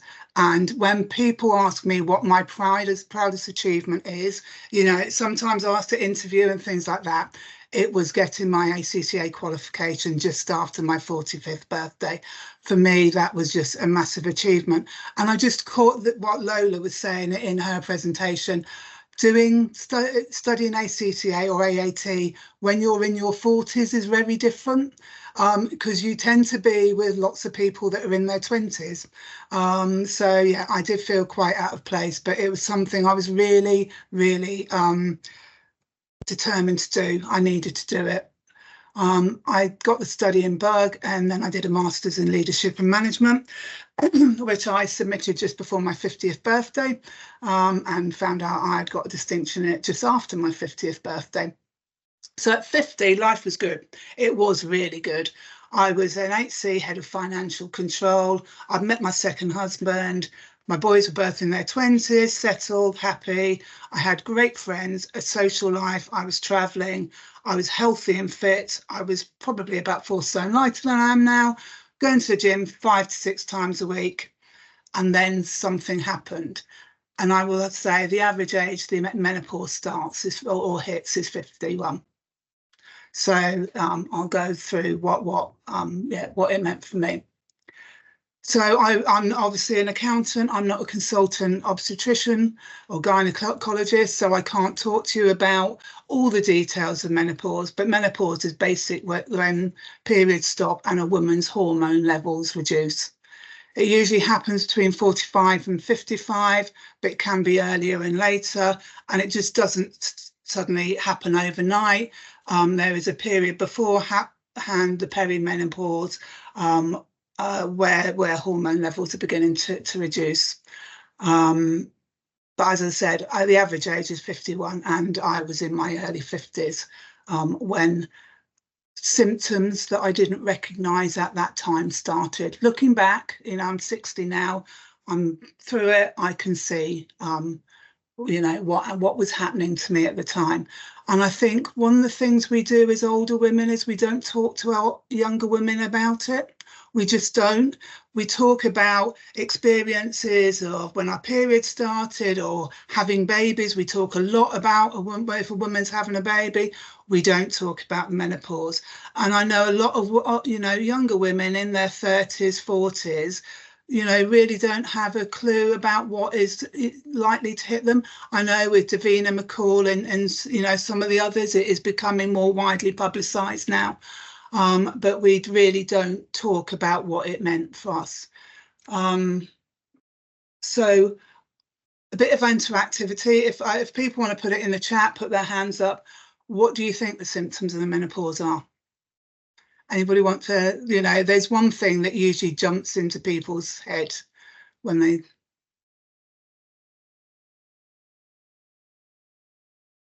Terry? Hi, Terry. Hello. Brain fog, miss, please. Brain fog. Yeah. Yeah. Yolini? We've got loads in the chat. Yeah. So you've got you've got the brain fog, you've got the mood Yeah. swings, you've Yeah. got the joint pains, which is true, you've got Yeah. weight gain, and extreme tiredness, and you've got loss of confidence here, Yeah. and loss of self-worth. But I think for me, actually, I was quite emotional, and I Yeah. couldn't understand why I was so emotional. And I think not understand, and I think it was being emotional and not being able to justify what was wrong was the problem. Yeah. I think a lot of people, when they think about menopause, a lot of people think hot flushes, you know, and I go on to talk about my symptoms. But these are the symptoms listed. These are sort of things that I've stolen from the internet. They're not actually my research or anything like that. But the top 6 symptoms affecting work apparently are fatigue, hot flushes, concentration problems, anxiety, insomnia, and recall and memory. I think the brain fog sort of goes into the recall memory one, but yeah, they don't mention brain fog. There are other things, a lot of other things that go on that can have an impact, but not directly on work, but may lead, you know, taking time off. Digestive issues. I know I've got IBS now. I didn't have IBS before I was 50. I'm lactose intolerant. I have to really limit how much gluten I have. But that's not a direct thing that affects work. It just makes me feel a bit under the weather sometimes. Relationship problems, increase the risk of UTIs and other physical symptoms. Yeah, you know, the other things that happen can cause a strain on your relationship. As I mentioned, I met my second husband when I was 50, and he's been through the menopause with me. He's still with me, so I think he needs a big gold medal for that one. Moving on. So facts and figures. I'm an accountant, so I like facts and figures. Sorry, Yarlene. Nicola, I think Carol's got her hand up, and you did Oh, say that sorry, she could, Carol, I yeah. didn't see. Carol? It's okay. It's just that you did say to put your hand up. Yeah, while yeah, you're that's talking, fine. if you don't mind. Okay, so just talking about the recall memory. So I was on MS Teams call in a meeting, and it was my turn to give my point, and my brain just absolutely went. I couldn't think of what I was going to say, and everybody was just looking at me, waiting for me to speak, and it just went out of my head. And I was like, oh my gosh, this is awful.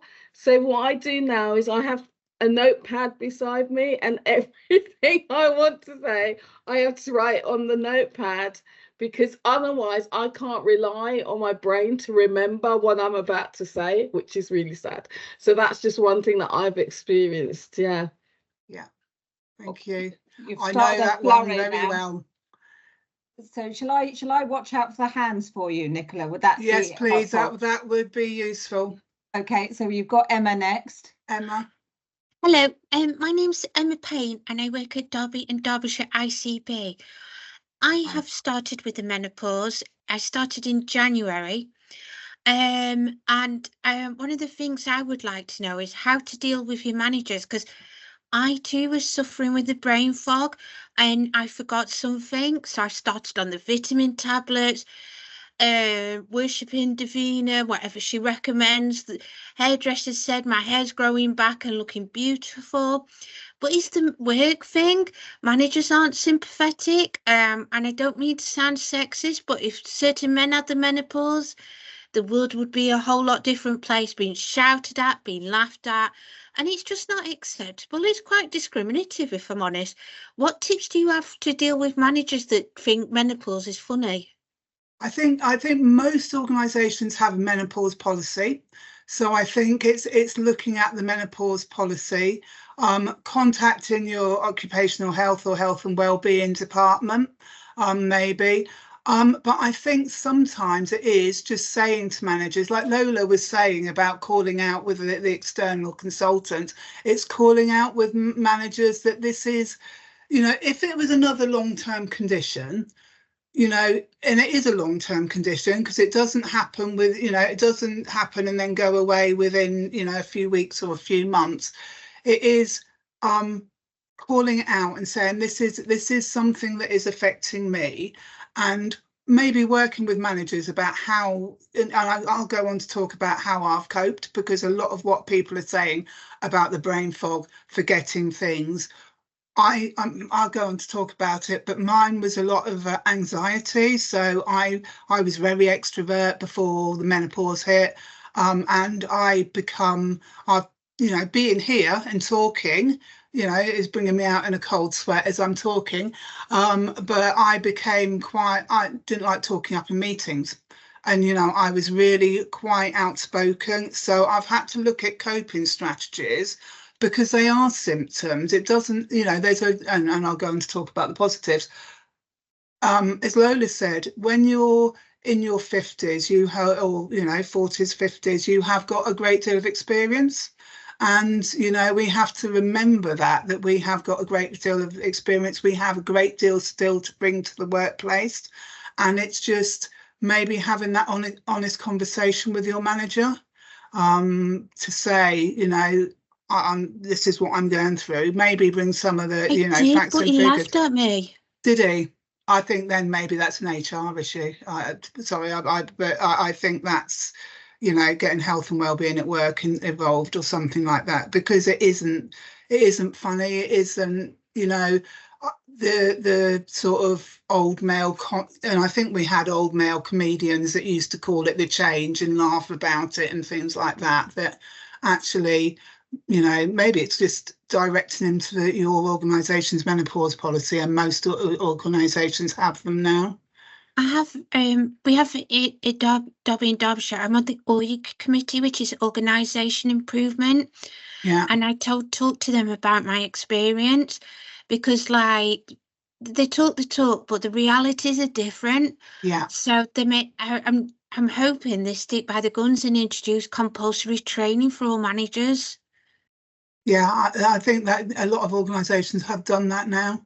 So maybe it is something to talk to your occupational health or health or wellbeing department and see if you can, you know, is there, I mean, it butts healthcare where I work. There's a menopause cafe that's called, where it's basically a support group for women, that they can go, you can go and talk about your experiences. I don't know whether there's anything similar where you are. There is, but it's like you constantly feel busy, then you're going round in a catch-22, a vicious circle. Yeah. Anyway, Nicola, I think you're amazing, and well done you on talking about it. Thank you. And I'd love a copy of your slides, please. Yeah, I think they're going to be circulated. Thank you. So Nicola, we've got Tracy who wants to ask you a question. Sure. Hi, Nicola. Hi, Tracy. Thanks for that presentation. A lot of what you were saying was hitting home, and I thought I just had to say, I thought I was going bonkers because I've been diagnosed with a form of colitis, have become lactose intolerant, and have issues with gluten. Exactly the same. And the brain, I've had to write this down because I thought I'll forget it now if I don't tell you, write it down. But I'm really fortunate in that our manager, our director of finance, and a number of us are very similar age and all going through a similar position, and our director of operations is a similar age and going through it. And we've had a menopause Facebook group set up that staff have joined. There's over 200 people who are members at our trust.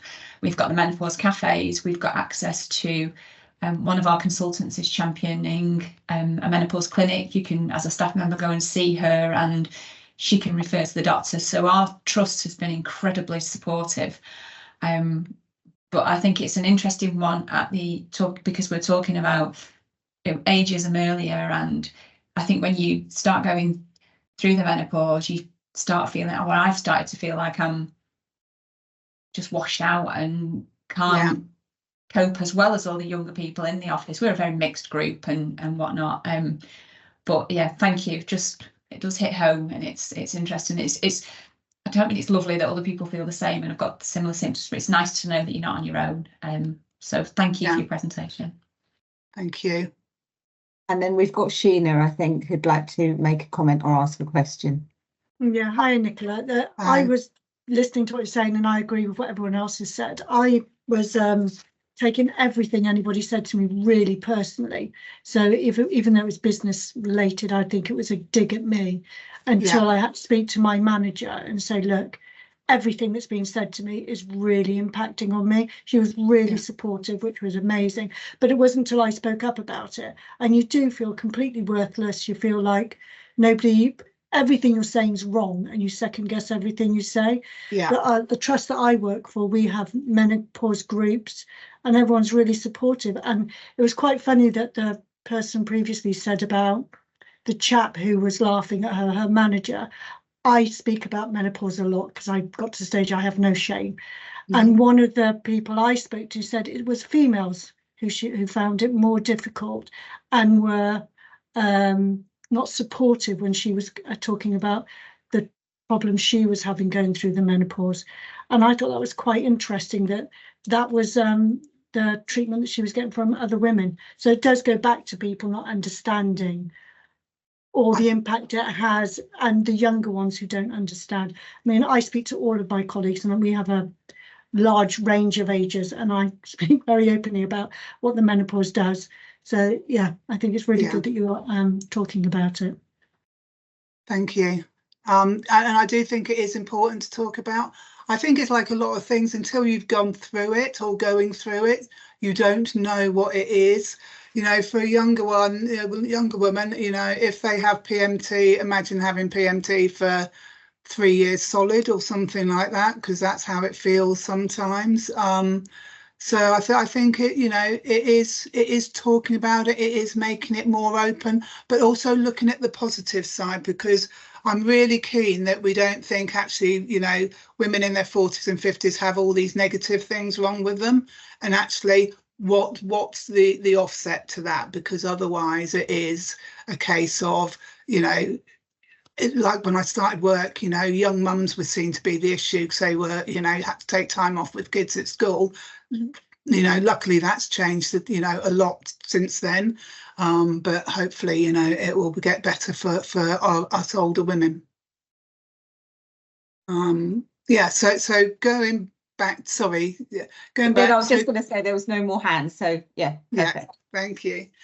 So 25% of women will not get symptoms, and I've got a couple of friends who have same age as me, sailed through it. No, you know, don't have not been bothered at all. It's just their period stopped and they've just moved on with life. But it's about around 75% of women will get symptoms, and of those, a third, so 25% of women all together will get severe or bothersome symptoms.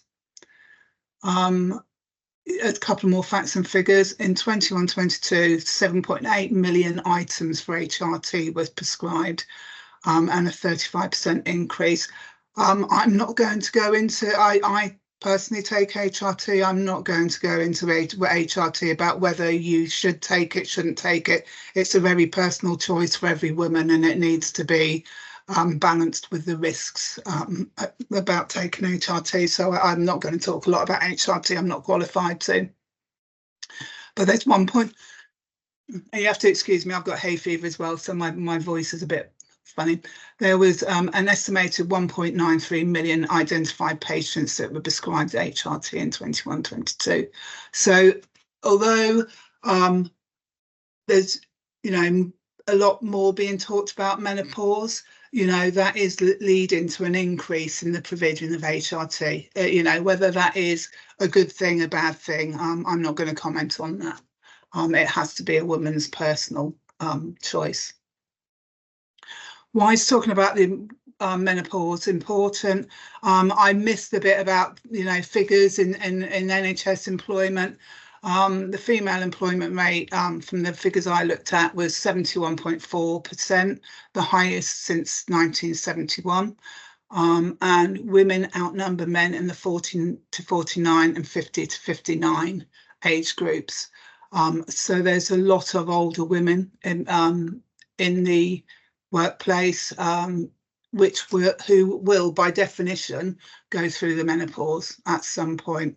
And so everybody, you know, in the NHS will be working with women that are going through the menopause or about to go through the menopause.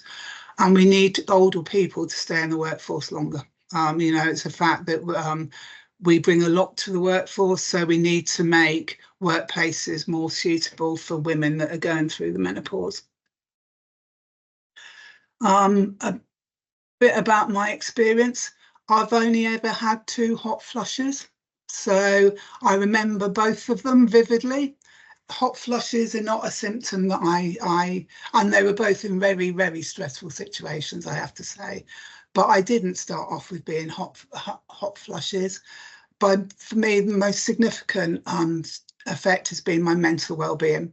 The first thing that I noticed was I would wake up at 3:30 in the morning and my heart would be racing. It would be banging out of my chest. And I really thought that I had something physically wrong with me. So I went to my GP, and who talked to me about some significant life changes that were going on at the time. As I mentioned, I had a new relationship. I had met the guy that's now my husband. I'd changed jobs. I'd left the trust, which was Bucks Healthcare. I'd worked there for over 20 years, and I'd started a new job where I had an hour's commute each way. It was work stress. It was a very different job, a very different culture, one that I didn't particularly fit with. And I went to the GP and talked about what was going on. And she says, it's anxiety, a combination of anxiety and depression. Didn't mention the menopause, even though I was 51 at that time, and wanted to start me on antidepressants. And I went home, thought about it, wasn't particularly keen at that time. Went back a bit later and spoke to a different female GP who recognised that there were menopausal symptoms. You know, this was over a period of time. This wasn't a 1 week going on to the next. This was over the course of about 6 months or so, where there were other symptoms that had started, and I started on HRT. For me, it was the right decision at that time. You know, other women make different decisions. My sister, for instance, her anxiety, she also had anxiety. She stopped driving, so she lives on the outskirts of Reading, and got into her car one day and realised she couldn't do the A329, which is a dual carriageway that goes round, and she couldn't drive it. She lost all her confidence. Again, didn't have hot flushes, but she's not taken HRT and managed it through various different ways herself. After I started HRT tablets, my symptoms improved for a while. My husband called them my happy pills, not because they were antidepressants, but because they kept my mood fairly stable.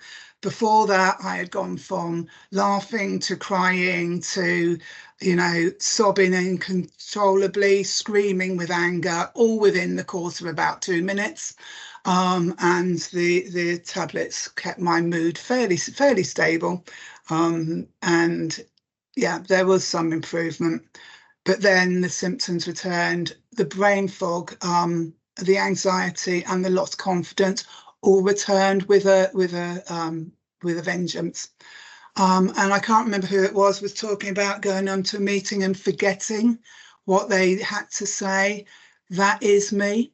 That is me now. I have to write things down. When I say I'm looking at the slides, it's because my recall, my brain fog, the fuzziness that goes on is still a very real thing for me, and I have to look at my coping strategies and how I cope with that.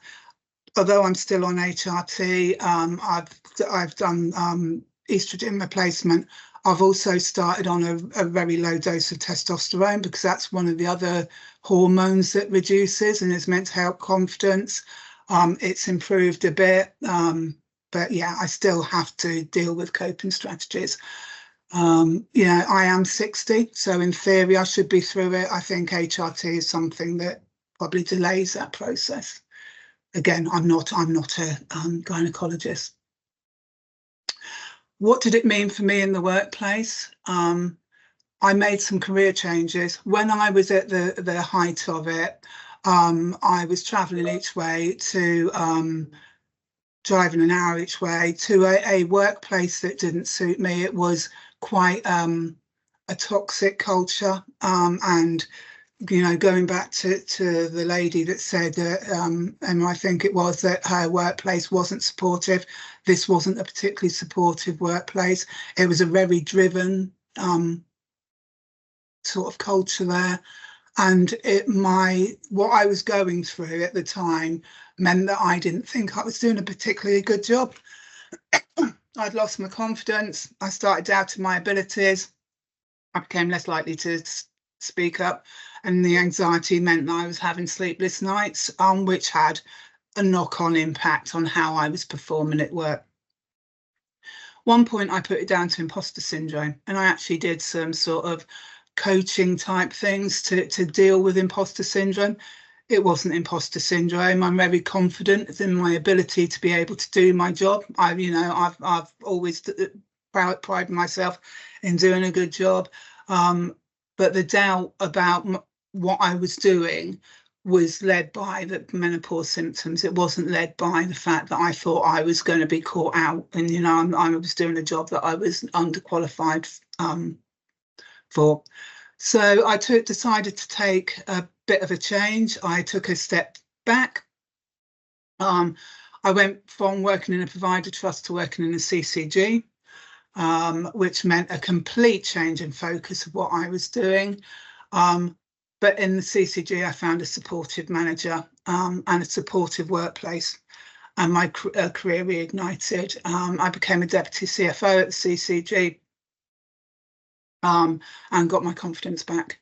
I have to say my manager was a similar age to me. She's still one of my good friends. And that meant a lot to me. She was going through the menopause as well, and gave, you know, was supportive and helped me with those coping strategies. As I said, my symptoms now are more the brain fog. I have difficulty in focusing for a long time.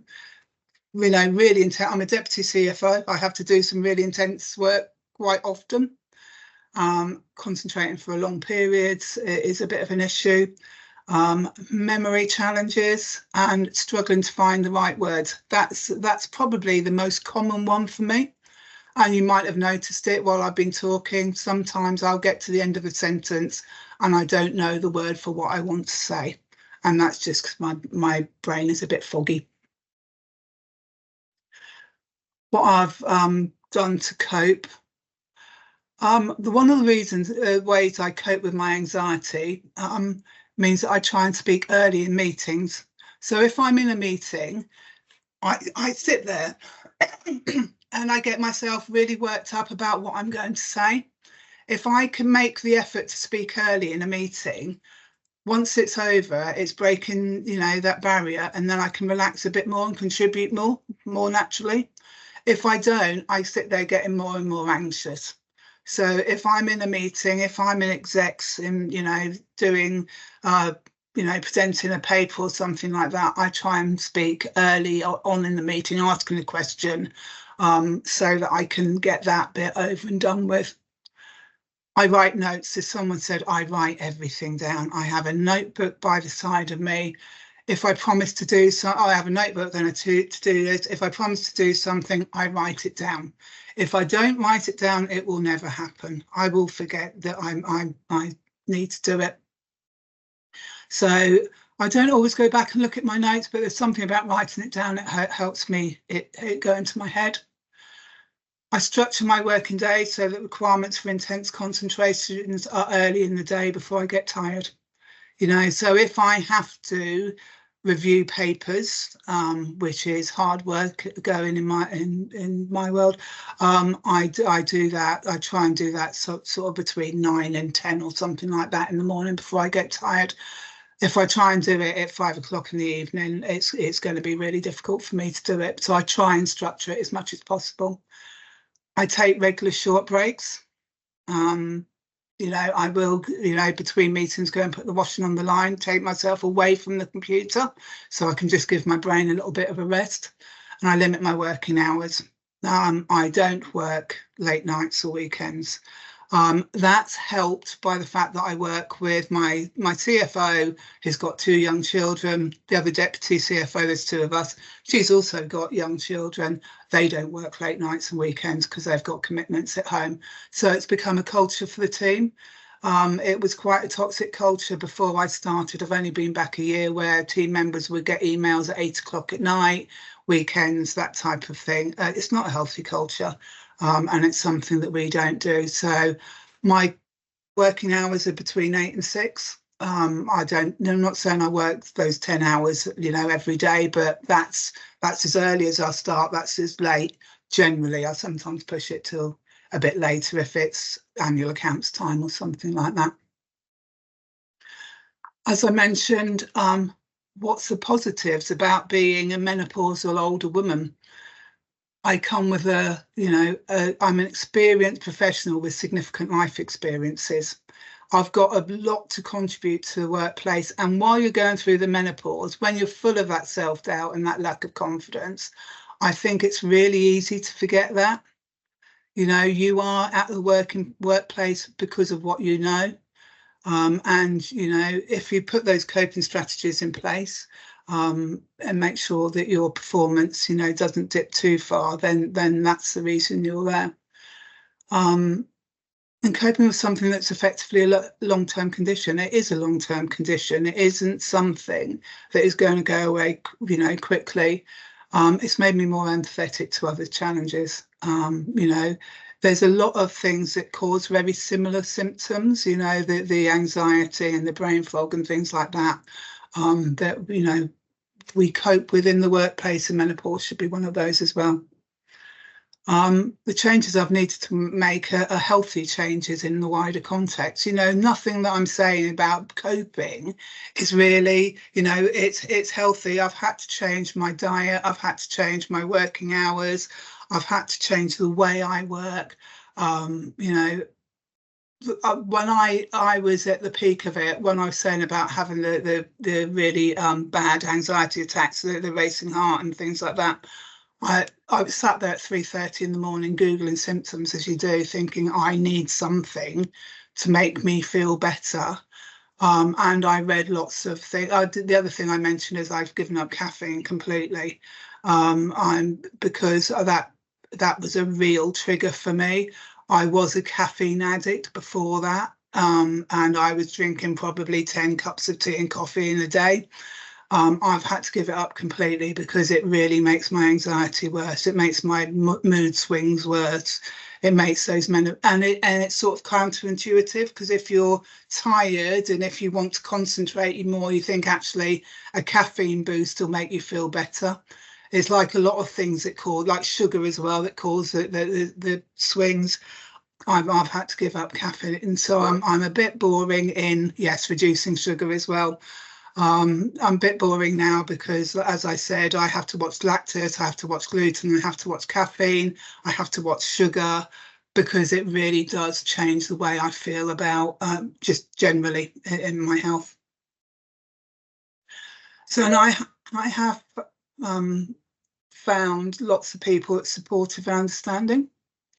You know, it's sad to hear about, you know, the fact that some managers aren't supportive. Most organisations will have a menopause policy and targeted support. And at 60, I think I'm mostly through it, you know, and the joy in life has returned. The other thing I didn't mention, which is why the GP wanted to prescribe me antidepressants. I was living a very fortunate life. I had a new husband. You know, we were traveling, we were having a great life, but I didn't feel I could take a lot of joy in that. You know, things were quite flat. And now, you know, life is good again. It's taken a lot of years. But the joy in life has returned. But as we were saying, I have a need to speak out. if someone could have prepared me for how I would have felt at, you know, in my late 40s, then I think it wouldn't have been such a shock about what a significant impact it would have had. And I wouldn't have been looking for answers in places where there weren't. So, you know, it wasn't imposter syndrome. It wasn't that I was not good at my job. It wasn't necessarily some of the changes I'd made in my career that was causing the anxiety and the loss of confidence.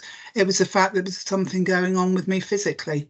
My hormone levels weren't right. And you know, I just wish someone had prepared me a bit better.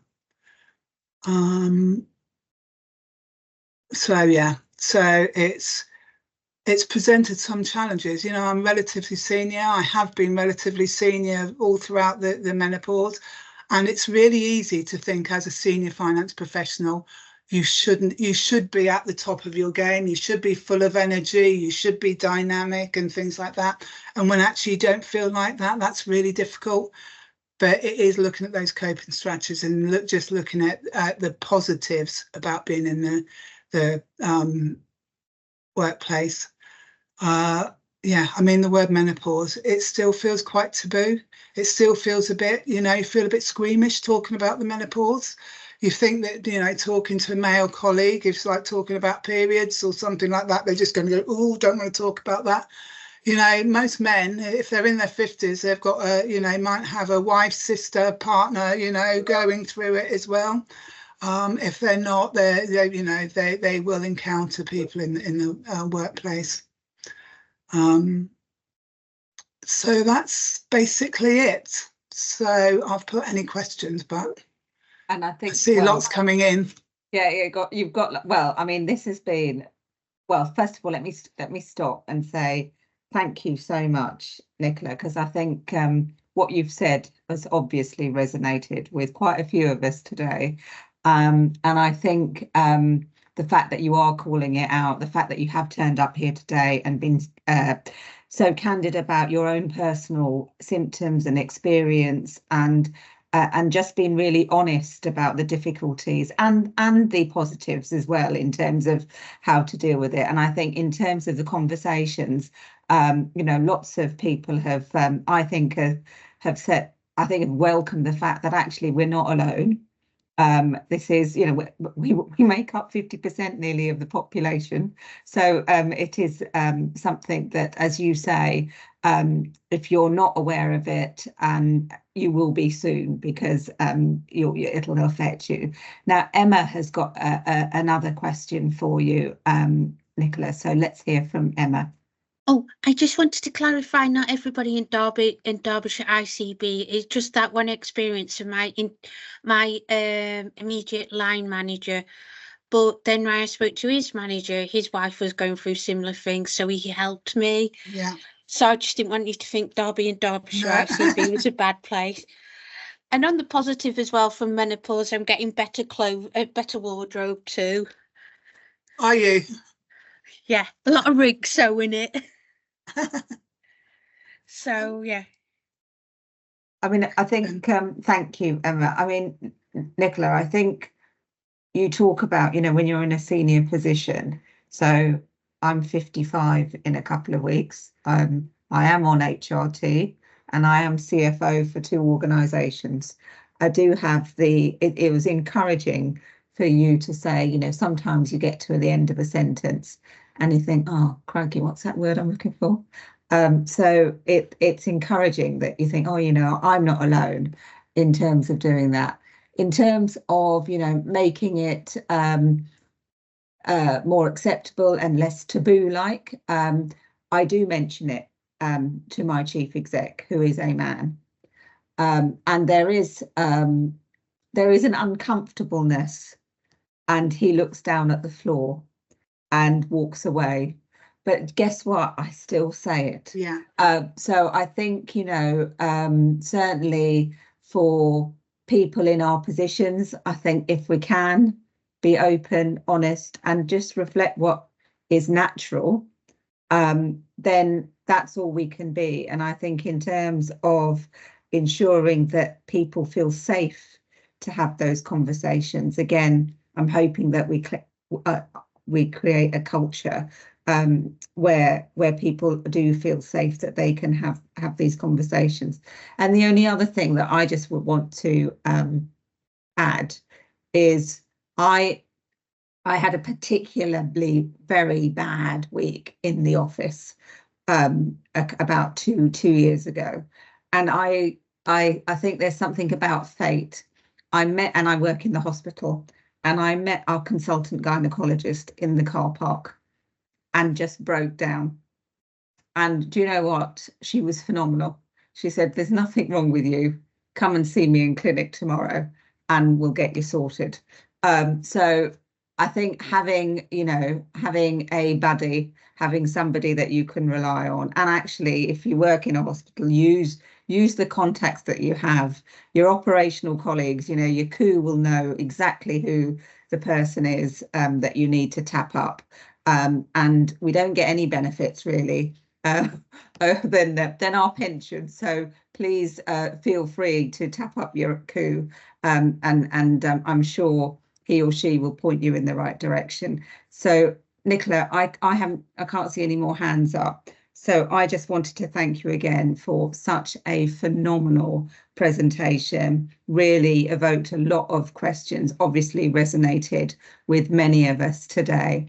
And for those who haven't spoken, hopefully you can take away and who some of the things that, the awareness that you've created is phenomenal. And I think that, the feedback, hopefully, that people will take to their organisations should be, these are things that happen in nature. We've just got to be able to adapt. And you've certainly called out the benefits that, and I hope you are coming through the end. And just my final thing, my COO did say to me, because she is phenomenal, and she is 60 in July, and she went to see her GP because she suddenly thought, hang on a minute, I've not been on this HRT, and I've been feeling a bit, worried. And her GP said to her, so and so, that ship has sailed for you, my love. You now need to think about something else. But yeah, I think thank you again. Really, really helpful, really, really candid conversation. So thank you. Thank you. My pleasure. Wow. Okay, so let's move on. I think that was really insightful. Now we have, and I can see him. So we have Simon. Simon, welcome to the afternoon. You're the Director of Finance at Leeds Teaching Hospitals, and you're going to be talking to us about what it's like to be at the end of your career, looking to retire, and how this can have an effect on the workplace. So welcome, Simon. Hi. Thanks a lot. Thanks for inviting me. Hopefully colleagues can see me okay. There's a bit of bright sunshine coming in through my window, so contrast's not very good. Okay, so fabulous. So yeah, my name's Simon Worthington. I'm the finance director at Leeds Teaching Hospitals. I also help out with one NHS Finance nationally. Okay, so it's really great to be here, and I'm feeling. I was just caught the last half of Nicola's presentation, which was really excellent, and so I'm just that sort of talking about how you're feeling about things. Mood is set, isn't it? So I'm going to do a little bit of that. But it's not going to be death by PowerPoint, because I need your help. Okay, so we're going to have a bit of an interactive session, if that's okay. So what I want to do is I'll do a little bit of an introduction, tell you a little bit about myself and my decision to hang up my spreadsheet, or however you want to describe it, in terms of retirement. And then it'd be really good, because one of the sort of things we were talking about in terms of my prep for this was like, what are the sort of stereotypes as you get a bit older? And I was thinking I can make a list, but it'd be really good if we sort of make a list together of what those stereotypes might be.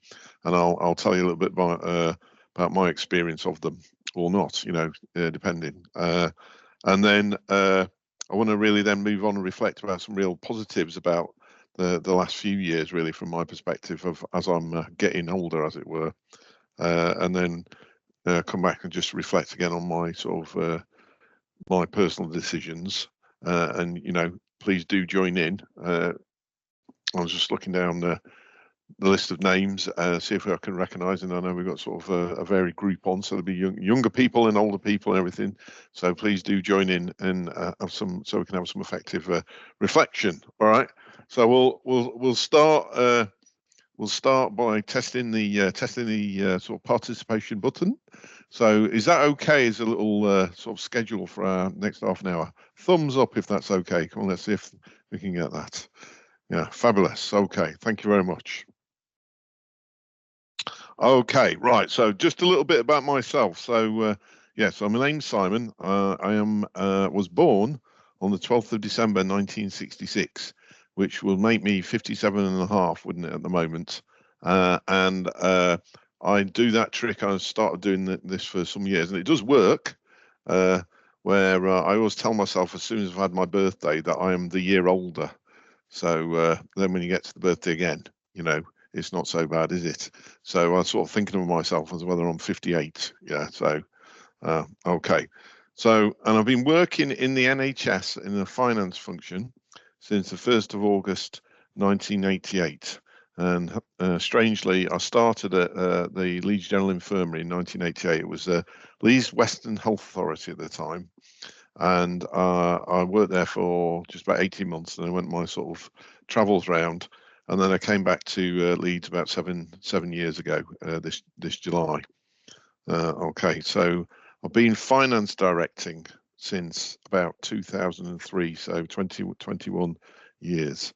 And just reflecting on how I was feeling about all those things, you know, there is a little bit of I'm tired. I am tired.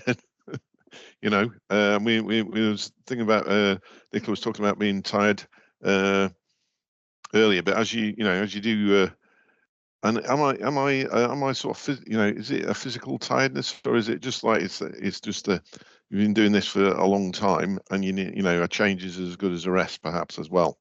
So that's something to think about. So I have been. You know, and Nicola's reflecting on her working hours. I used to, when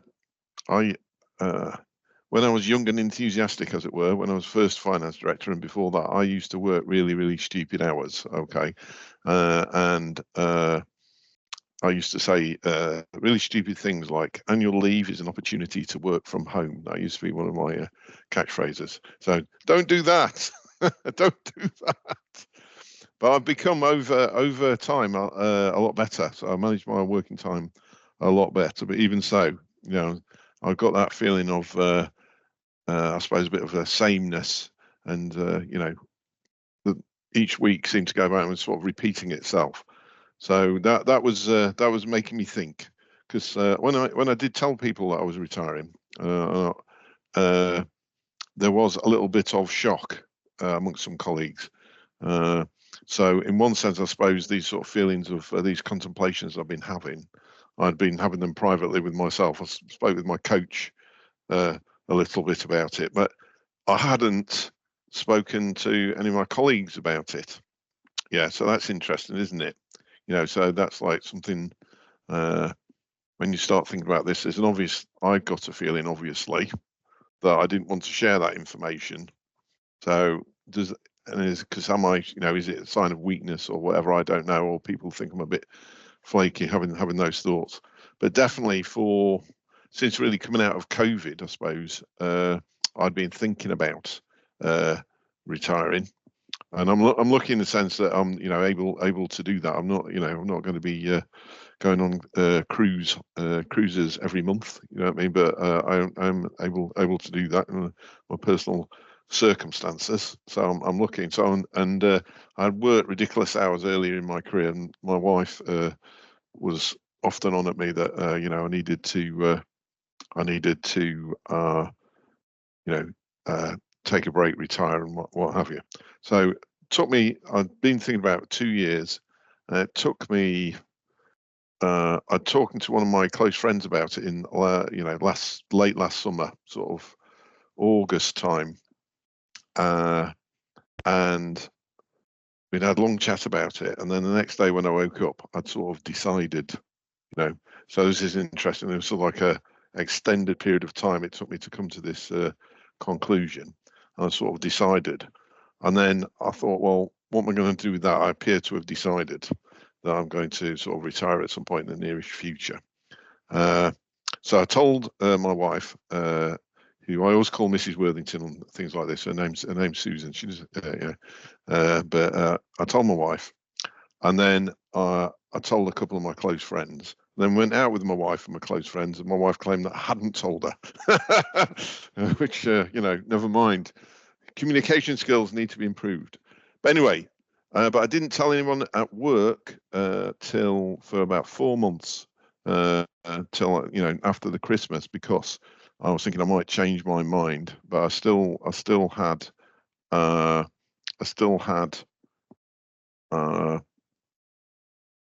was still in that place. So when I came back from Christmas and had my one-to-one with the chief exec, you know, I said, look, I'm going to retire in 6 months. So I should be retiring in middle of July. And there was, you know, what, as I said, a bit widespread sort of shock and amazement that I was going to do that. And again, I've made some strange statements in my time, you know, when I was young and enthusiastic. So a colleague who I've worked with a long time said to me that I used to say that I would never retire, or that I wouldn't retire till I was 65 or something like that. So that's another lesson. Things change, you know, and you know, as you move on and get older, things definitely change. All right. So I suppose what I'm trying to communicate there, it's been a big decision for me, and you know, Nicola was talking about feelings of, you know, I had a lot of anxiety about it, and sort of sleepless nights, was it the right thing, etc. So that's how I've been feeling about that, and I don't know if that resonates with any colleagues who might be moving towards that time of their career. Okay, but yeah, and I suppose that makes me officially old, doesn't it? Because I'm retiring, so I must be officially old. I mean, I often, you know, when does middle age start? And people say, oh, it's a certain time, and I always try and push it back till some years older than I am. But yeah, so I have been thinking about things like this, and you know, it'd be just really interesting now if we can. I'll give you that little bit of insight if I was any use, because as there is sometimes there are stereotypes, aren't there, about people as they get towards the end of their careers. I mean, we've got a massive example, haven't we, with the current president of the United States, who everybody says he's, you know, well, everybody, lots of people will you know, from one side of the house will say it's far too old to be doing that job, etc. So I just wondered if you could make a little list of some of the stereotypes that you think there might be about people as they're coming towards their end of their careers. And I'll just can reflect whether I've experienced that and or not. And I could also, you know, well, if I have experienced, I'll say what that was. If I haven't experienced it, I'll say, well, I don't think I have, if you see what I mean. So come on, we don't need a massive list. So I think we need about possibly 4 or 5 things.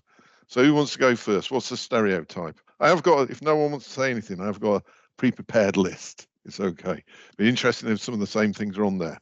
Okay, so go on.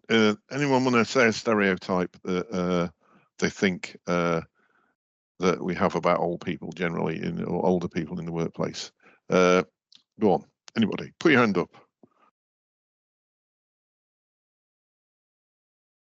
Come on, don't be shy. Oh, yeah. So okay, why don't I start and then? Yeah, go on then. So I think there's something about if you're older, perhaps you're not able to pick up new technology as quickly as a young person, a younger person. That's great. I had written down my version. That was can't use modern technology. So we'll have that one. Okay. All right. So that's one. Come on, let's have another one. Any stereotypes about older people? Paul. Less dynamic. Less dynamic. I'd got old equals slow. It's the same thing, isn't it? Yeah. So less dynamic. Good one. We've got some in the chat here. Yeah. Oh, great! I'm Simon. terrible. I can't use modern technology, so I'm terrible at monitoring the chat. I'll read those out. Go on then. So we've got, once you have retired, you'll go into decline. Yeah, that's a good one. Yeah, I hadn't got that one. We've got starting to slow down and not taking on new projects and getting too involved. Yeah. Okay. I think that's part of, I'll add that into not dynamic and old and slow. Yeah, go on. Any more?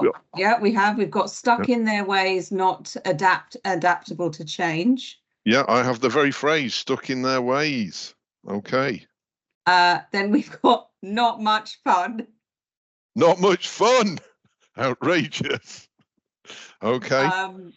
And then we've got more focused on their retirement than actually probably work. And then we've got a feeling entitled. Ooh, like that one. I haven't got that one. Okay. All right. Well, look, there's loads there. I'd also got oh, we've got less. Sorry, I've missed a few. Less committed. Yeah, less committed. Okay. Yeah. Not willing to change. Yeah. And too slow. All right, fine. Okay, we can stop now. We can stop. Right. Okay, so I'd also got, and this might just be because what I've experienced, I got role restricted to providing wisdom. You know, do you mean that sort of thing? What are you adding? You're not adding an innovation or anything. You're adding wisdom. Yeah, which but all the other ones I've got different versions of those. All right.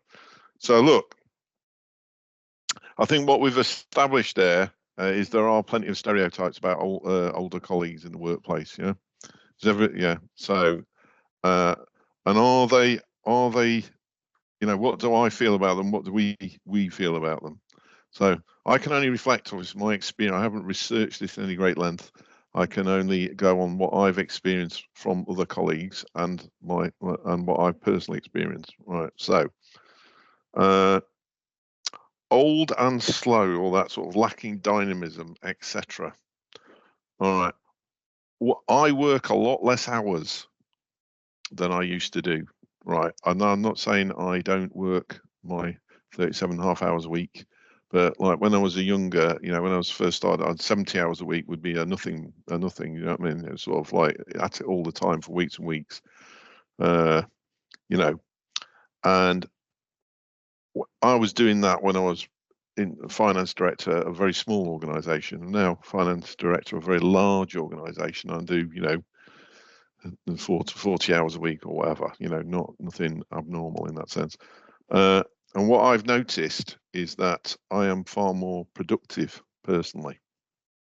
Right. So something that I would have overthought perhaps in the past, you know, or I wouldn't, you know, be able to, you know, I think, oh, I need to do this to the nth degree because I can, you know, work with my team. So obviously I'm not, you know, not just talking about this might be a big project that we're doing in the team, but you know, you know, we get it done.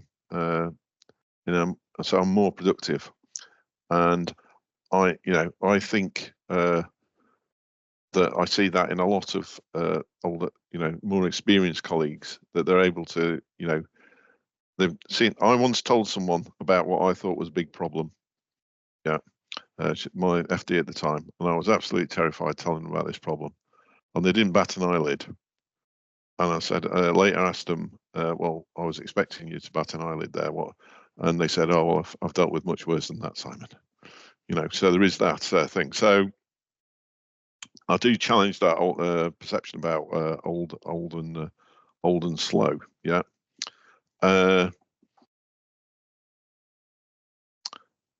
The stuck in their ways thing. There was different versions of that. So we're stuck in our ways. Right. So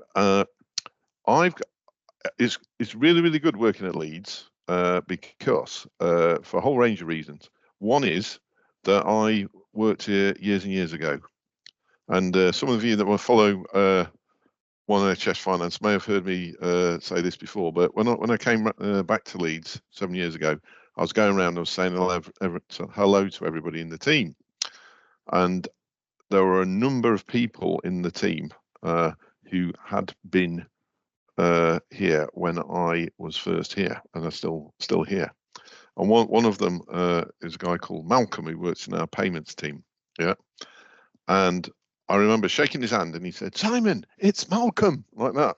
I was looking at him, and I realised, it's Malcolm. I've not seen him for a long time. And I sort of, bloody hell, it's Malcolm. So Malcolm, how are you doing? Yeah.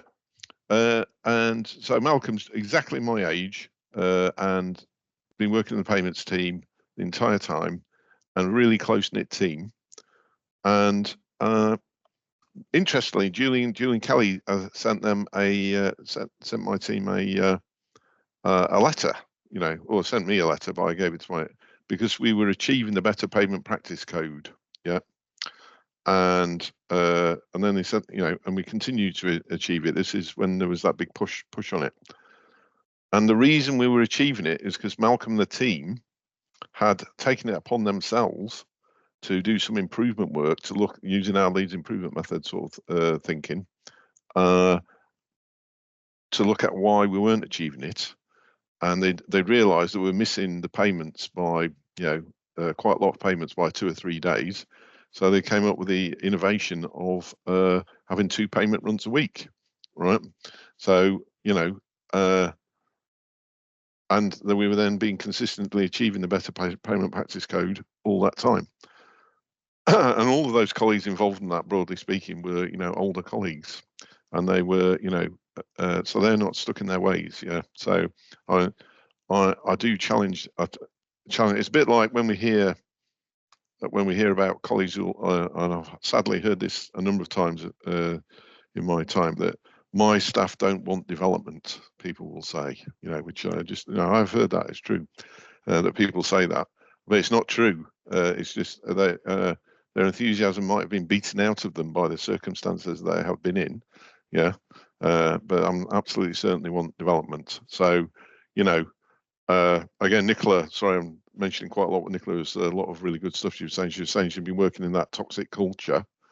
Well, if you've been in a toxic culture for a long time, you might not say much and you might not do much, mightn't you?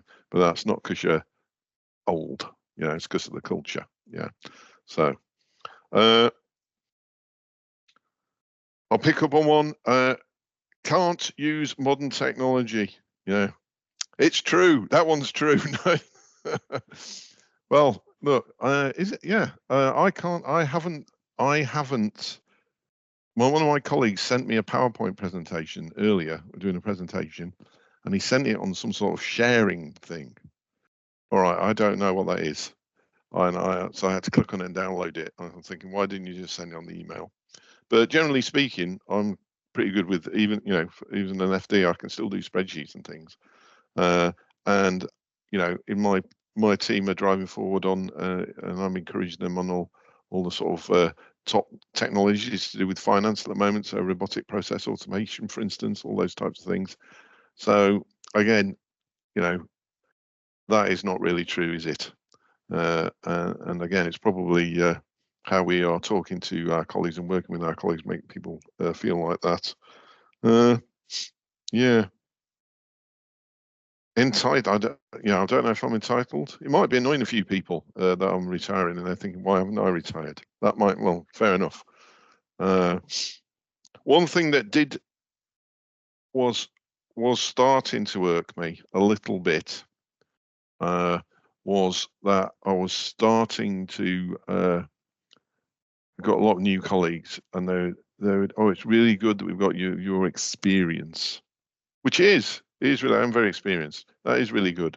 But it was like, yeah, it's this sort of, it's good that we've got some of your wisdom, and that's an important role, but I'm thinking, well, I've got loads of really great ideas and we need to do this and we need to do that, so my role is not just on sort of around wisdom. Yeah. So yeah. So I don't know, I think is interesting. Yeah. So around those, I'm just conscious of the time, around those sort of stereotypes. There obviously are stereotypes, and I'm a sample of one. but someone's ringing me up. Right. I'm a sample of one, but I don't feel like those stereotypes apply to me. But I do think that, you know, I have felt some of those stereotypes a little bit. Okay, and I think that's, you know, and I'm in the position, I'm an FD, aren't I? So I'm expected to be coming up with, you know, dynamic things and what have you. So if you're it can become a self-fulfilling prophecy, can't it? If colleagues around and about an older colleague think, oh, well, they're old, so they won't be interested. They're old because they're, you know, then, and they don't involve them, then that becomes a self-fulfilling prophecy, something there. But again, a bit like Nicola was saying, I'll just pick up on some, I've touched on, you know, over the last, let's say, 5 years, you know, I think there's some real positives to having a longer view, yeah, because you have seen it to a degree all before. So this is not the first major financial crisis that I've been through. So experience, really important. And we mentioned the productivity thing. I think I'm, you know, personally a lot more productive than I used to be. So I get the, you know, more things done in a lot less hours than I used to do. But I'm really proud, you know, that I also, and I think this is a big thing, when you're young, you know, and you especially if you're very career oriented, you want to feel like you want to progress, you often have, you know, you want to show that you can do it. You want to show that you know, you can deliver and etc. And as you get a bit more to where I am, you're a lot more happy to encourage and let other people, you know, not, you know, not that you're not doing anything, but let, you know, empower other people and not be so bothered. So for instance, we had the oh god, I'm having brain fog now. Yeah, Amanda Pritchard. Yeah, that's it. I forgot Amanda Pritchard's name for a moment. Very sorry about that. We had her up on Friday, and we were talking about various things that we're doing. And one of our lead clinicians was talking about an initiative we've got, which they've been really involved in. But it was, you know, quote unquote, it was, I started off, it was my idea. And she didn't mention that it was my idea throughout her presentation. And like, I do think years ago I'd have been a bit annoyed about that. So I was, oh, that's my idea. But I thought it was great because she'd been driving it forward and she forgot, you know, whatever, you know what I mean? She thinks it's her idea. I think that's fantastic. And there's something, there's definitely something there for everybody to learn from that, from a leadership perspective. And then the last thing I'd say, right, so I used to joke, as one of my standard jokes was, that retiring is entering the antechamber to death. That was one of my jokes, right? All right. Oh. This was a long time ago, but like I said, I you know, because I suppose I had a fear about what do you do? What do you do? You know, what, you know, you know, you're working 70 hours a week, you know, at the high point. What is it that you do? And I've got, you know, and what I'm looking forward to, I am quite excited about retiring because I don't think, you know, I definitely won't just stop working entirely. I'm going to have a bit of a break and then I will do, as I say, a bit of this and that for a few years. And I've got loads of hobbies that I'm not spending enough time on. And I've got, you know, if I look back on my, you know, when I was working my stupid hours, I'm like, you know, there's a lot of family that I've got that I've not seen for years and what have you, and that's not good. So again, I suppose there's lessons about just work-life balance throughout that, isn't there? But I'm feeling really positive about it, and I'm very confident it's the right decision. And yeah, but it's not one. If you'd asked me before COVID, definitely, if you'd asked me, would I be retiring at 57 and a half, I would say, oh, you're having a, yeah, you know, no, definitely not. So it's interesting. The other thing I've learned is like how you know, time does change things, doesn't it? Yeah. All right. So anyway, that's yeah. I don't know if that was any help to anybody, but that's I've never had to speak about retiring before, so I'm unpracticed. Yeah. So. Simon, thank you. I think no, unpracticed but really honest. I think there's one thing that I did want to ask you, and you don't have to answer it, but I'm going to ask it anyway. Is so you handed, I think you said you handed in your notice of retirement in January after Christmas, and you're looking to leave in a couple of months. Yes. Did that change your perspective in any way when you were talking to people, or when did it sort of give you, I don't know, did it give you a different viewpoint because you thought, well, actually, I'm only here for another 6 months. I've got to do a bit of change. I've got to try and land this. Or did it change your shape in a different way? It did, but not in a bad way. Okay, I don't think so. Because I had been thinking about it a lot, and I have a coach. Well, I did have a coach. I now have my last meeting with my coach. That's another thing you start having last. I had my last meeting with my coach. So I thought about it quite a lot, and what I wanted to do is, been here at Leeds for 7 years, or will have been, and the team here at Leeds have done some fantastic work through that period, and I wanted to leave it. Firstly, I wanted to get the year end done and delivered, and then the most of the heavy lifting for delivering the coming year is done. In my view, in the first 3 months. So that's what I thought. Right. So that's and also we're in the new hospitals program. There's various things needed getting done by then. I haven't mentioned it. When I first got asked to lead our new hospital program thing, we were supposed to have it built by 2025. So I was going to retire after it was built. You see what I mean? And now I'll be retired. And that feeling, that definitely had an impact on me in terms of that sort of all the delays that have been, because I was now retired, and hopefully we will have actually got the proper go word before I retire. Anyway, so it did change me, and the conclusion I came to, because I was thinking that I don't want to completely retire. I will do some, part-time something. This is my first retirement project, then, isn't it? Between when I've said I'm going to retire and when I leave, it's 6 months, and during that 6 months period, need to deliver X, Y, and Z, and leave things in a good fettle. That's where I was coming from. Yeah. Perfect. Thank you, Simon. I don't see any hands up, so I'm just going to say thank you so much for your time today. And oh, hang on a minute. Oh, Carol's late running hand up. Carol, do you want to come in with a comment or a question? Sorry about the late running hand up. Really interesting, Simon. If you appear to be convincing yourself to retire, is it because you've worked in the NHS for so long that you're finding it really hard to make this change? And was it your coach that helped you to make up your mind? Because I feel that you need more work-life balance. I think you need the life part now of your life. Yeah. Because you've been so used to doing the work bit. Yeah. And it's like you're struggling with that because what do you now do in the next phase of your life? And I think you need to switch your mind and say, I am now leaving that work side and I'm going into a new sphere of life. And if you don't mind me saying, you looks like you're struggling with that. So is that true? Well, yeah, I think that's Carol. Look, that's very perceptive, because it has been a massive struggle for me for it's gone on for about the last 2 years, and I'm just sort of laying it out there. That's how I've been feeling about it. So that's really great that you picked up on that.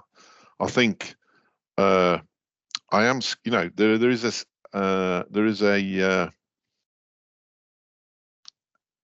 lot of, if you think about just human interaction, because like when you've been working that hard for that long in this environment, you suddenly find that virtually everybody is from work. So I'm not at work, right? Well, my wife, she's in the tennis club. She does this. I'm thinking I haven't got any of that. So what am I going to do? And that was a bit frightening. Yeah. So getting that, having an idea of what I'm going to do, and that there are things to do, was part of my sort of struggle. Yeah. So, but I am where I'm at the minute. I am very happy that I've made, it's the right decision. I'm not going, oh dear me, I'm going to be applying for the next off job that comes up. Yeah. Anyway, but thanks for that, Carol. That's really, really good. Yeah. Cheers. Thanks, Simon. And actually, it might be worth you hanging on for a bit and hearing from Terry, because Terry has done exactly that in terms of return from retirement. So I'm going to say thank you, Simon, but also welcome, Terry. Fabulous. Thanks a lot. So Terry, Terry Huff. I think we know each other actually, Terry. Were you in London before? Yes, I spent most of my career in London actually. Yeah. So there's a very small community there. So it's yes, a very small community. So it was a joy to see your name. So Terry, you're here as productivity lead, and you're currently at NHS Arden and Greater East Midlands CSU, and you're going to talk to us about your experience returning from retirement part-time, and hopefully you share some thoughts. So I've just pulled out. Is someone else going to run these slides, or shall I run them? It's just I can't see anybody otherwise, but that might be I won't be able to see those frowns on people's faces. I can get that for you. Oh, brilliant! I'll just unshare mine then. Don't really have to. Thanks. And the first thing to say is this is going to be a double act today.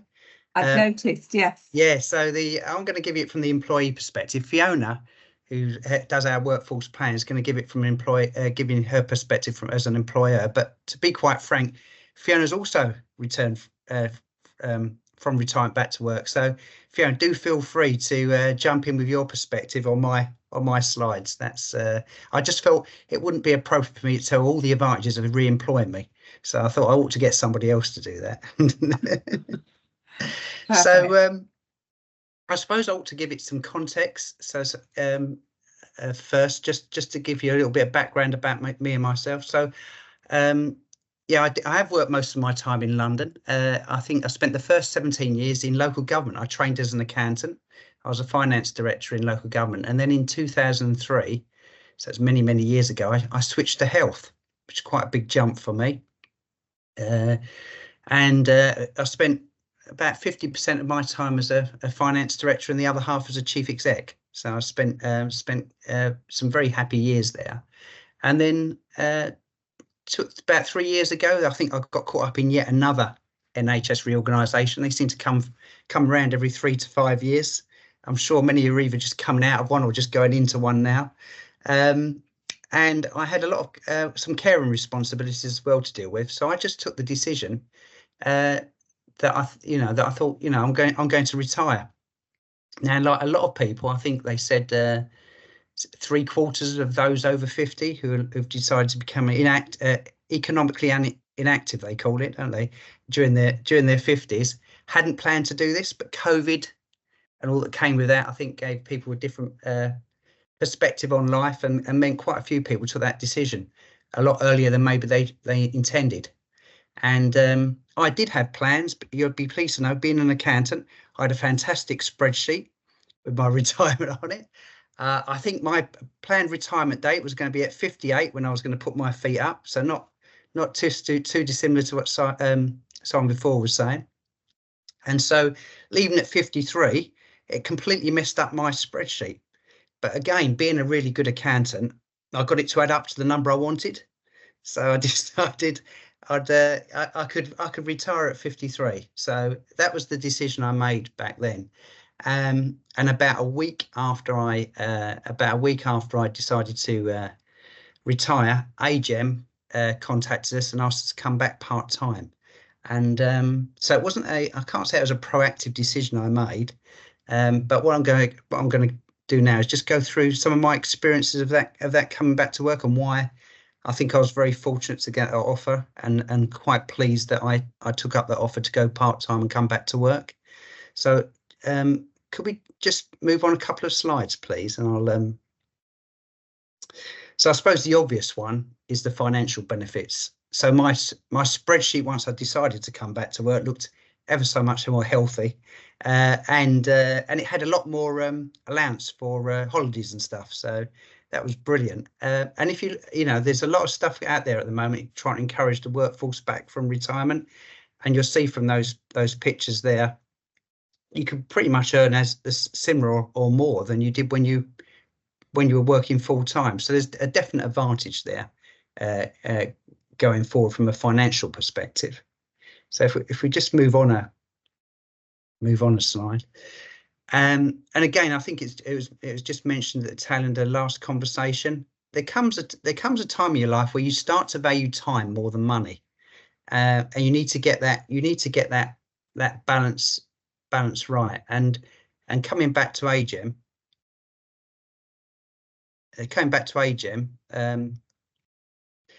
for 3 days a week, I think I hit that lovely sweet spot between, you know, having more time to do the things that I wanted to do. So next slide. So there you'll see me. Last year I visited about half a dozen countries that I've never been to before, including India and Nepal, and that was fantastic. So you get a lot more personal time. So this is a good advertisement for why you ought to retire. Sorry, the next slide. And it also gives you, people say it gives you a lot of freedom to try something new, and it does. You know, traveling around the world is something new for me. I never used to travel quite so extensively, but it also gets you to try some of those things that you maybe you've been putting off. For me, it was spending a lot more time with the family and the kids. All my kids now are in their 20s, and they probably need me more than they did when they were in their teens. So there's a huge amount of time I get to spend with the family, and that's something I think when you're working 70, 80-hour weeks, 7 days a week, you just don't get to do. You get really caught up in the work environment, and maybe your family takes a little bit of a back seat. And it's not until you take that time out you start to realise what you've been sacrificing all those years. So again, that's something great. That's something that's again a good advertisement for retirement. But next slide. But why? So why even bother coming back for the 3 days a week? Well, I think it was touched on earlier in the presentation there. Work also can provide quite a lot. I think when I came back to work after retirement, I've certainly enjoyed it so much more than when I left. I mean, for one, I'm not working as a chief exec anymore, so you're not spinning as many plates, so it doesn't feel so stressful. But I'm still learning. It still gives me, as it says on that slide, it still gives me mental stimulation. I'm still picking up new things. I mean, some of this fantastic stuff now you can do with BI and how we can pull data together. I just wish I'd had that at the beginning of my career. I spent weeks and weeks on spreadsheets trying to produce sort of models that were out of date almost as soon as they were available. Now you can do all this stuff in real time. So having all this at your fingertips now is fantastic. So I'm still learning, but I'm also getting a lot out of helping others, you know, sharing some of my experience, doing much more of a mentoring role, I think, in a lot of things I do. And I get a lot of benefit from that as well. So that's quite helpful. And I think someone mentioned also it's the social connections as well. I think there's a lot to be said for being working in the work environment and keeping those social connections going. And if you look at the next slide, I think it's been proved that, you know, one of the best things for mental health and mental well-being is work. It gives you you know, greater self-esteem, greater confidence. You've got a purpose in life. I mean, you can do all those things outside of work, but I think work, you know, maybe when you're in your 20s and 30s, you don't necessarily appreciate some of the things but when you get to my age, you start to realize actually work has a huge amount of benefits, and doing this, you know, this transition from work to retirement, I think has been extremely helpful for my well-being, I think, and I've certainly enjoyed it second time round more than I did first time round. Next slide, please. And the other thing is I've had a great I've had a great opportunity, having Fridays off now and playing golf and other things and doing things. I've had a great opportunity to talk to other retired people. And a lot of them had very demanding jobs and went from 5, 6, 7 days a week down to 0. And a lot of them told me they found that really difficult. They had, for the first few months, they felt like they're on holiday. But once the holiday sort of feeling had gone, they started feeling a bit bereft, a bit without purpose. Couldn't find things to occupy their time. You have to be much more proactive when you're responsible for your own timetable, so to speak. And they found that really difficult. It's sort of a cliff edge. And I think I haven't found any of that. I think going straight back into work part-time has helped with that transition. And I've certainly not felt that cliff edge that others talk about. So I've certainly found that a much more enjoyable experience, and it's something I recommend to everybody. I don't think it's healthy. I think just jumping off from 5 days a week or 6, 7 days a week to 0. I think it is really helpful doing this, and maybe it's something we ought to start planning in our workforces. How can we help people transition from the work to retirement? There's lots of courses I was offered when I was at work and coaches and things, but they were primarily they were just talking about how you manage your money and how you make that transition from jumping from work to start to planning your new days. There wasn't much in the way of how we can help you move forward in introducing maybe part-time working and sort of ease your way in. And what I'm pleased with someone like Ageism, so this is a nice little segue into Fiona's point, is they've started to do a lot more of this. They've started to encourage people to come back to work. They are giving you those flexible terms. And as I say, it's been it wasn't planned. It wasn't planned to come back. I had intended a few years ago just to retire completely, but thankfully it seems to have worked out quite well for me. And it's something I'd certainly recommend to others. Fiona, I don't know if you want to say anything on what I've just said before you jump into your... I will. I'll pick up a couple of things, Terry. I want to actually start. Hello, I'm Fiona Grove. I feel a bit out of place here because I think I'm one of the few people who isn't a finance professional. I'm an HR professional, so a bit fish out of water here. But yeah, like Terry, I've retired and returned, although I only retired last October and came back in November last year. So it's all a bit new to me. But I wanted to pick up on something Terry said and something Simon said. I loved Simon's phrase that retirement was the antechamber to death. And I think in the 1960s and the 1970s, even into the 1980s when I started working, people finished work, and a lot of men especially were dead within 5 years because they didn't have anything outside work and they didn't know what to do with their lives. I think now we have greater flexibility with that. And one of the things that flexible retirement offers is an easy way into that next stage of living, because most of us, when we retire, have probably still got 20, 30, 40 years of living to do, and we might as well do it well and healthy. I spend quite a lot of my time now talking to people who want to retire.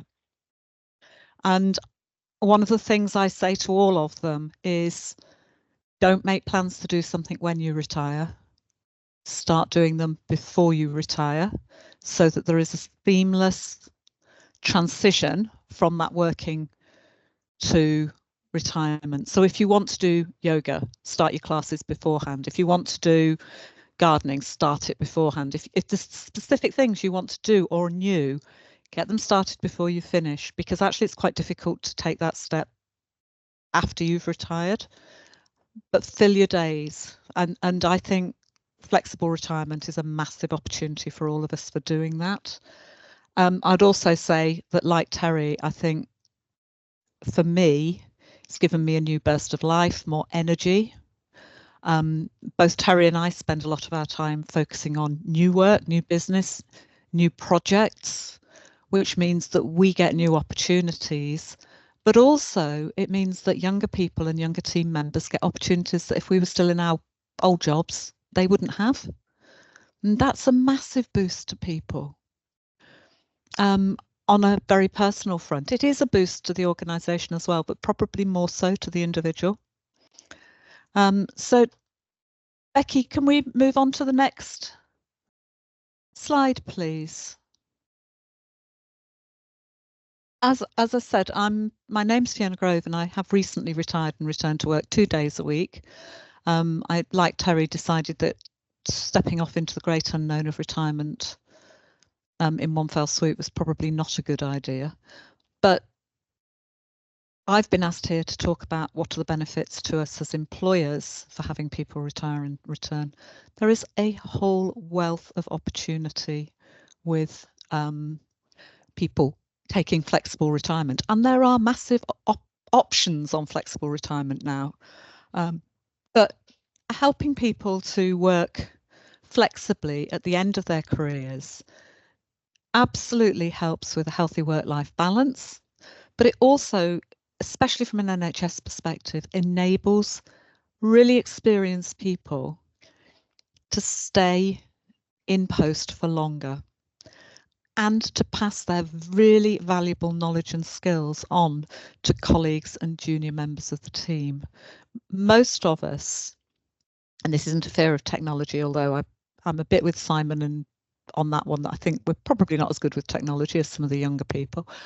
Most of us carry a lot of our information around in our heads, and we need somewhere to put that tacit knowledge so that we can actually share that with people, so that there's not a black hole when we go.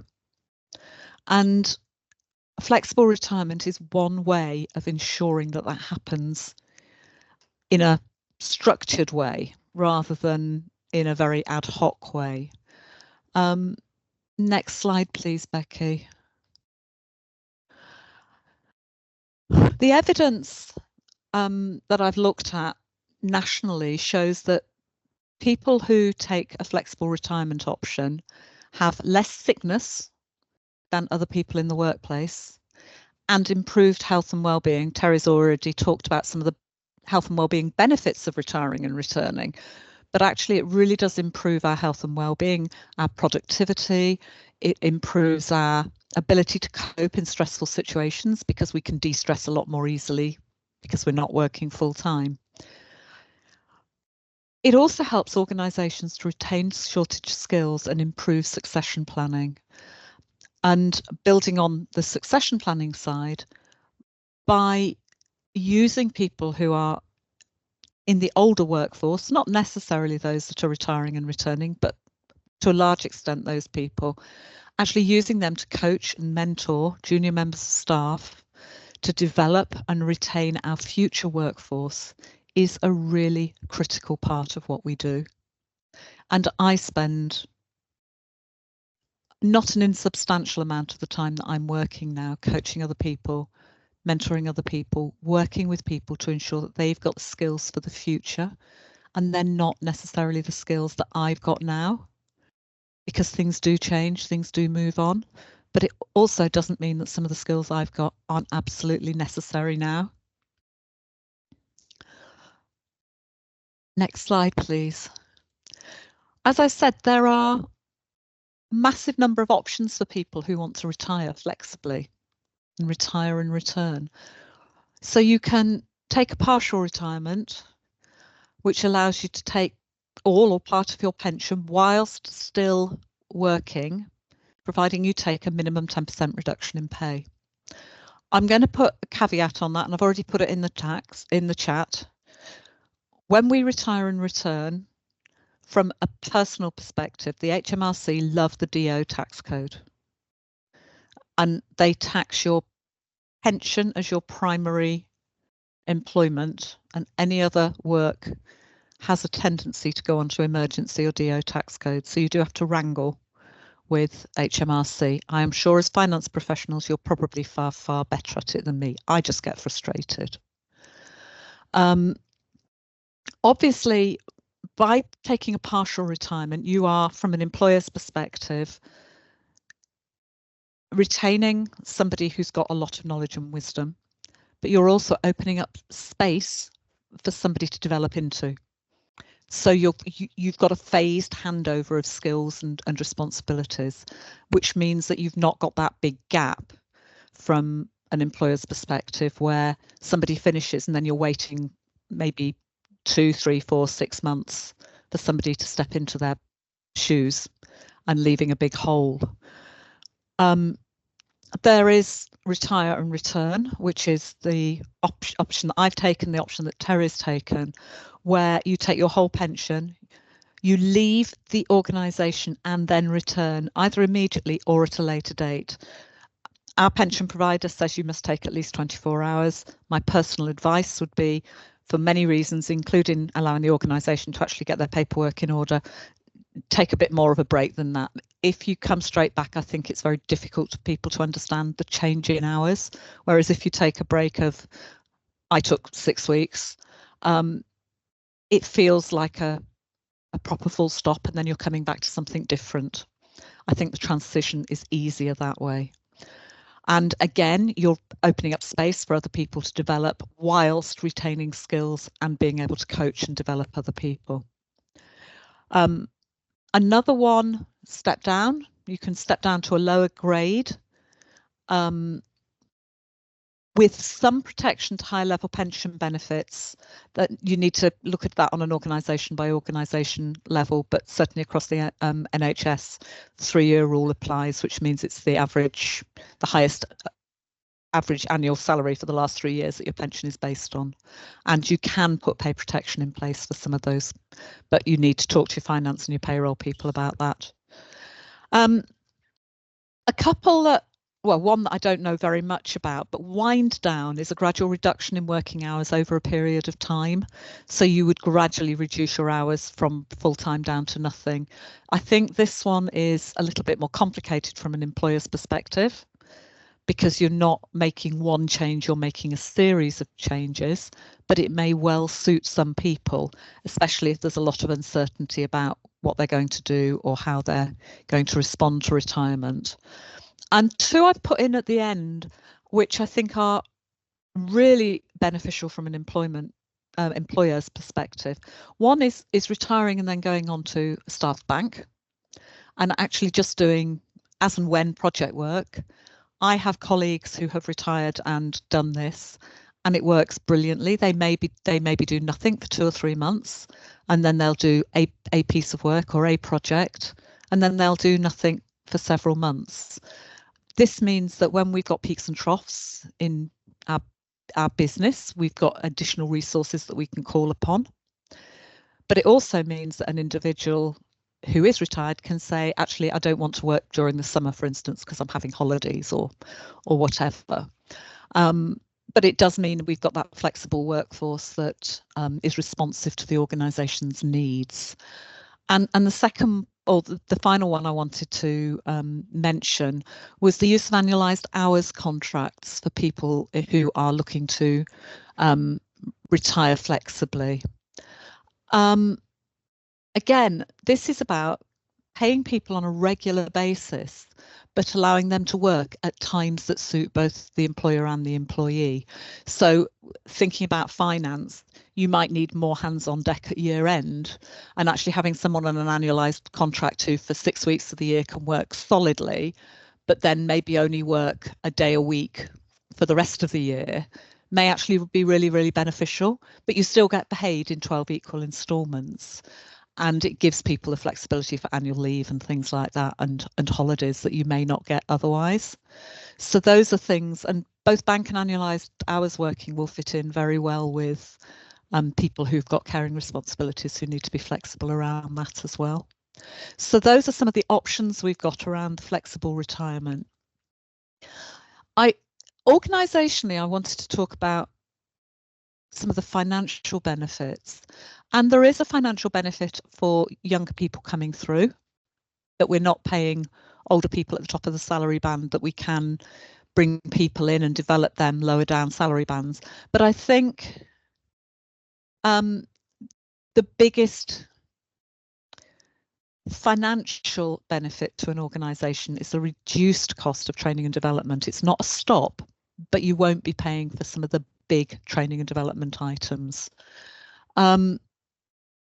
We do stop paying into the NHS pension scheme at state retirement age, but you cannot back in. Rules are changed, and it does mean that there are, again, costs that have to be paid. So the financial benefits aren't as great as I thought they were before I started to look at it.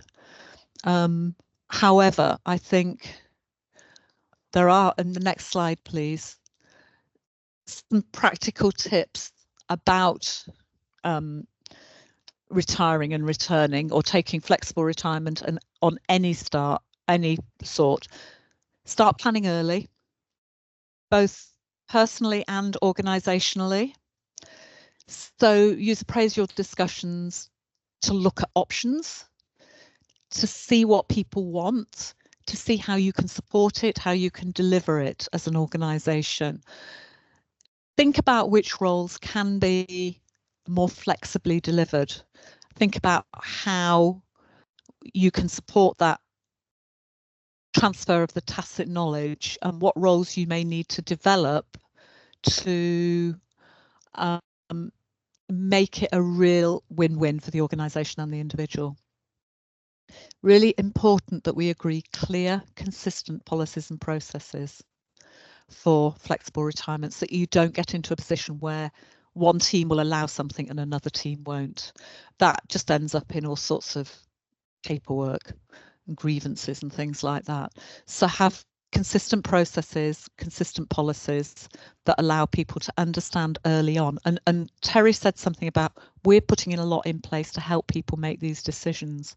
Having pre-retirement courses that look at things other than the money is really, really critical to this, that help people to plan, to think and to develop opportunities. So we encourage pre-retirement planning.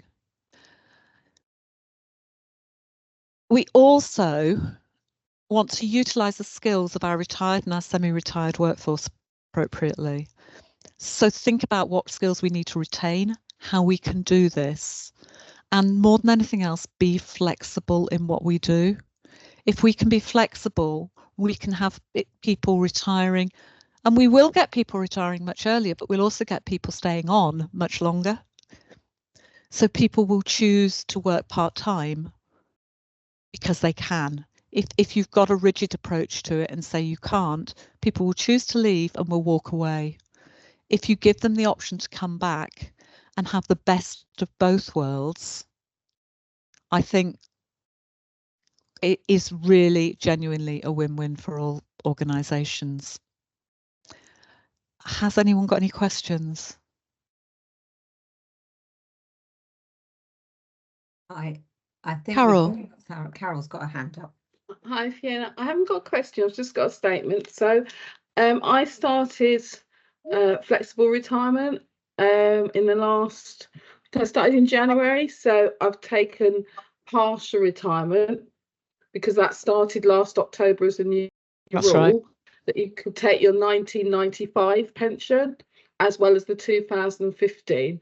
So what happened was I wanted my time over the money. Obviously we need the money to live, and I had one of those pensions advisors. I went to see one of the pensions advisors. I worked for NHS England and they were giving pension advice through clinics, and he said to me, do it. Just do it. He says, I did it years ago. He says, go and live your life, you know. And to be honest, what I found is I've dropped 20% of my salary. I could go a bit further. I only have 1 day a week off, but I'm still doing my job. So they haven't had to get somebody to backfill or anything because I'm doing my job. But I have every Friday now to myself.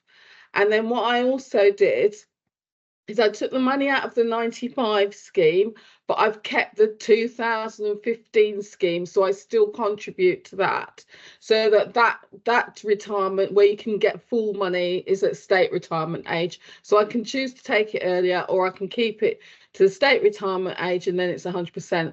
But the point I'm making is, with the flexibilities that are on offer now, it gives people the opportunity to have time as well as money, because I've got enough money from my pension, even though the government, the HMRC do tax your pension that you get every month, which is like, but they don't tax the lump sum. So you can take the lump sum without tax-free, that is up to a certain amount, which mine was fine. And then it allows you to have more time, because as I'm getting older, my children are older now. They're the same age. Like, I think Terry said we're in their 20s, and mine are the same. We have time together now, which is really good. And we go and do things, and I go on holiday. But I love doing my job as well. So it gives me that opportunity to have a bit of both, and then eventually wind down to full retirement. So I do think that people should consider it, because the opportunities are there. And if the employee and the employer can come to an agreement, I think it is a good thing to take advantage of now. I think you spoke to the same financial advisor I did. He told me to go 12 months before I actually did, but I hung on for an extra 12 months. I think you're right. I think I am definitely time richer now. And to me, time is more important than the money.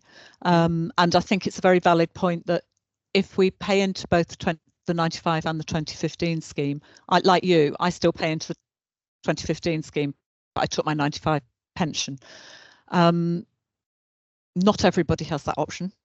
No. And if you are taking the 95 scheme pension at the moment, it is worth looking at the McLeod ruling and what that means for you. It is very different for each individual. For me, it means I'm going to plough it back into the 95 scheme when they get it sorted. But for other people, leaving the money in the 2015 scheme will be more beneficial to them. I would suggest that financial advisor is quite useful, but it does have to be an NHS specific one. The unions will just throw their hands up in horror if you speak to them, and a lot of independent financial advisors outside the health service will also throw their hands up in horror. We're too complicated for them. However, I do think that whole time rich, I think, is really, really important. It's also important, like Terry said, as we get older, our responsibilities for caring for elder relatives also becomes more time consuming, and actually getting a balance of work and that and our own time can mean that we do need to let something give, and work can be the thing that is the easiest to give.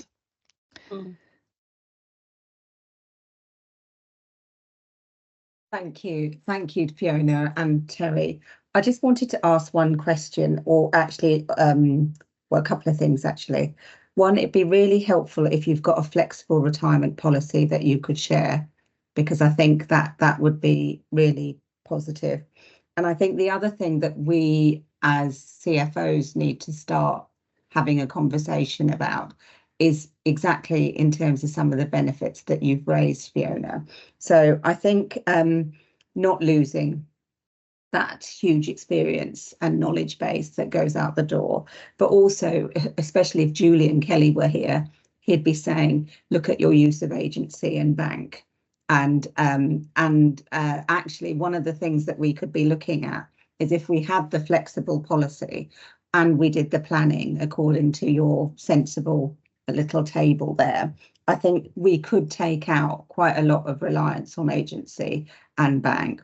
We could also have that mentoring and coaching that Terry was referring to, because you are having that ability to impart your knowledge to others. And also you're then creating a pipeline of hopefully people that are quite resilient in terms of moving forward. So it is a massively positive thing to do. But I think hats off to Arden, because I think it's culturally, I think not everybody is in that place as an employer. So it's certainly something that I'll be taking back, but maybe we need through the One NHS Finance, maybe we need you to come back to one of these events to just sort of highlight the importance of it at a wider scale, because I think it is a lot of, it ticks a lot of boxes. So hugely grateful, Terry and Fiona, for coming along today. It's certainly an irony that we're during the reorganisations they've got they're asking people to put their hands up to volunteer to voluntary retirement, And of course, that's the older generation often take that, and you lose all that experience out the door. And then you're hearing at the same time, they're saying, well, we're using far too much agency. The bank costs are too expensive. The, that we need, there's too many people becoming economically inactive. And at the same time, here we are, reorganisation after reorganisation, encouraging that voluntary redundancy. And I think, as Fiona said, I think if we start being a bit more creative and start asking who would like to go part-time, maybe as a starter, you suddenly start to get a whole different perspective on this and start to get the benefits both from the employee and employer way. So I think absolutely we do need to start thinking. We do need to start thinking as the NHS more like that. Yeah, no, and maybe not just with retirement. I mean, when people go through reorganisation, I've seen instances where people have put together plans for job shares and things like that. And I think because it's not normal, people are afraid of them, so they automatically reject them. But actually, it does keep more people in work. It shares your skill. You've got a group of people who can be more flexible about their hours, which means if you've got an increase in work, somebody who maybe does 2 days can do 2.5 or 3 days, and you've got that much more flexible workforce that is willing to do that extra time. And I'm sure both Terry and I would say, although we reduced our hours, when necessary, we're more than willing to work additional hours to get things over the line. And I think that gives far more resilience organisationally than we used to. Yeah, no, Wednesday's my non-working day. It's my working day. Oh, Terry, well, thank you for joining us on your non-working day. But I seriously think we need to take this as an example, and I think we need to roll it out at scale, because I think you're right, Fiona. I think employers, and I can put my own trust as one of them, are really sceptical in terms of how this works. So I think having a test case that works, showing the increase in productivity, showing the reduction in sickness, showing the mentoring. I mean, it's pretty much a no-brainer as far as I'm concerned. So, I think it's something that we need to certainly take back. So thank you both for your time today. And I think we might be in touch later on, Becky, to see if we can get them at a wider event. So thank you both. Thank you. Okay, so we're at the end of our inclusion conference today, and I hope you've enjoyed the day. I certainly have. I think, through all our speakers who have been phenomenal, and all of you for contributing as you have, I think there's been some very clear messaging actually, and some consistency across all of the speakers. And I certainly am going to be a bit more careful in my language. I think we had that straight from Lola right to Simon at the end in terms of where we are. And I think also the ability to speak up, and again, the examples that both Lola and Nicola said in terms of being your authentic self, standing up for what you believe in, and using that and linking those back to the values of a framework to try and support your argument, I think was some really top tips.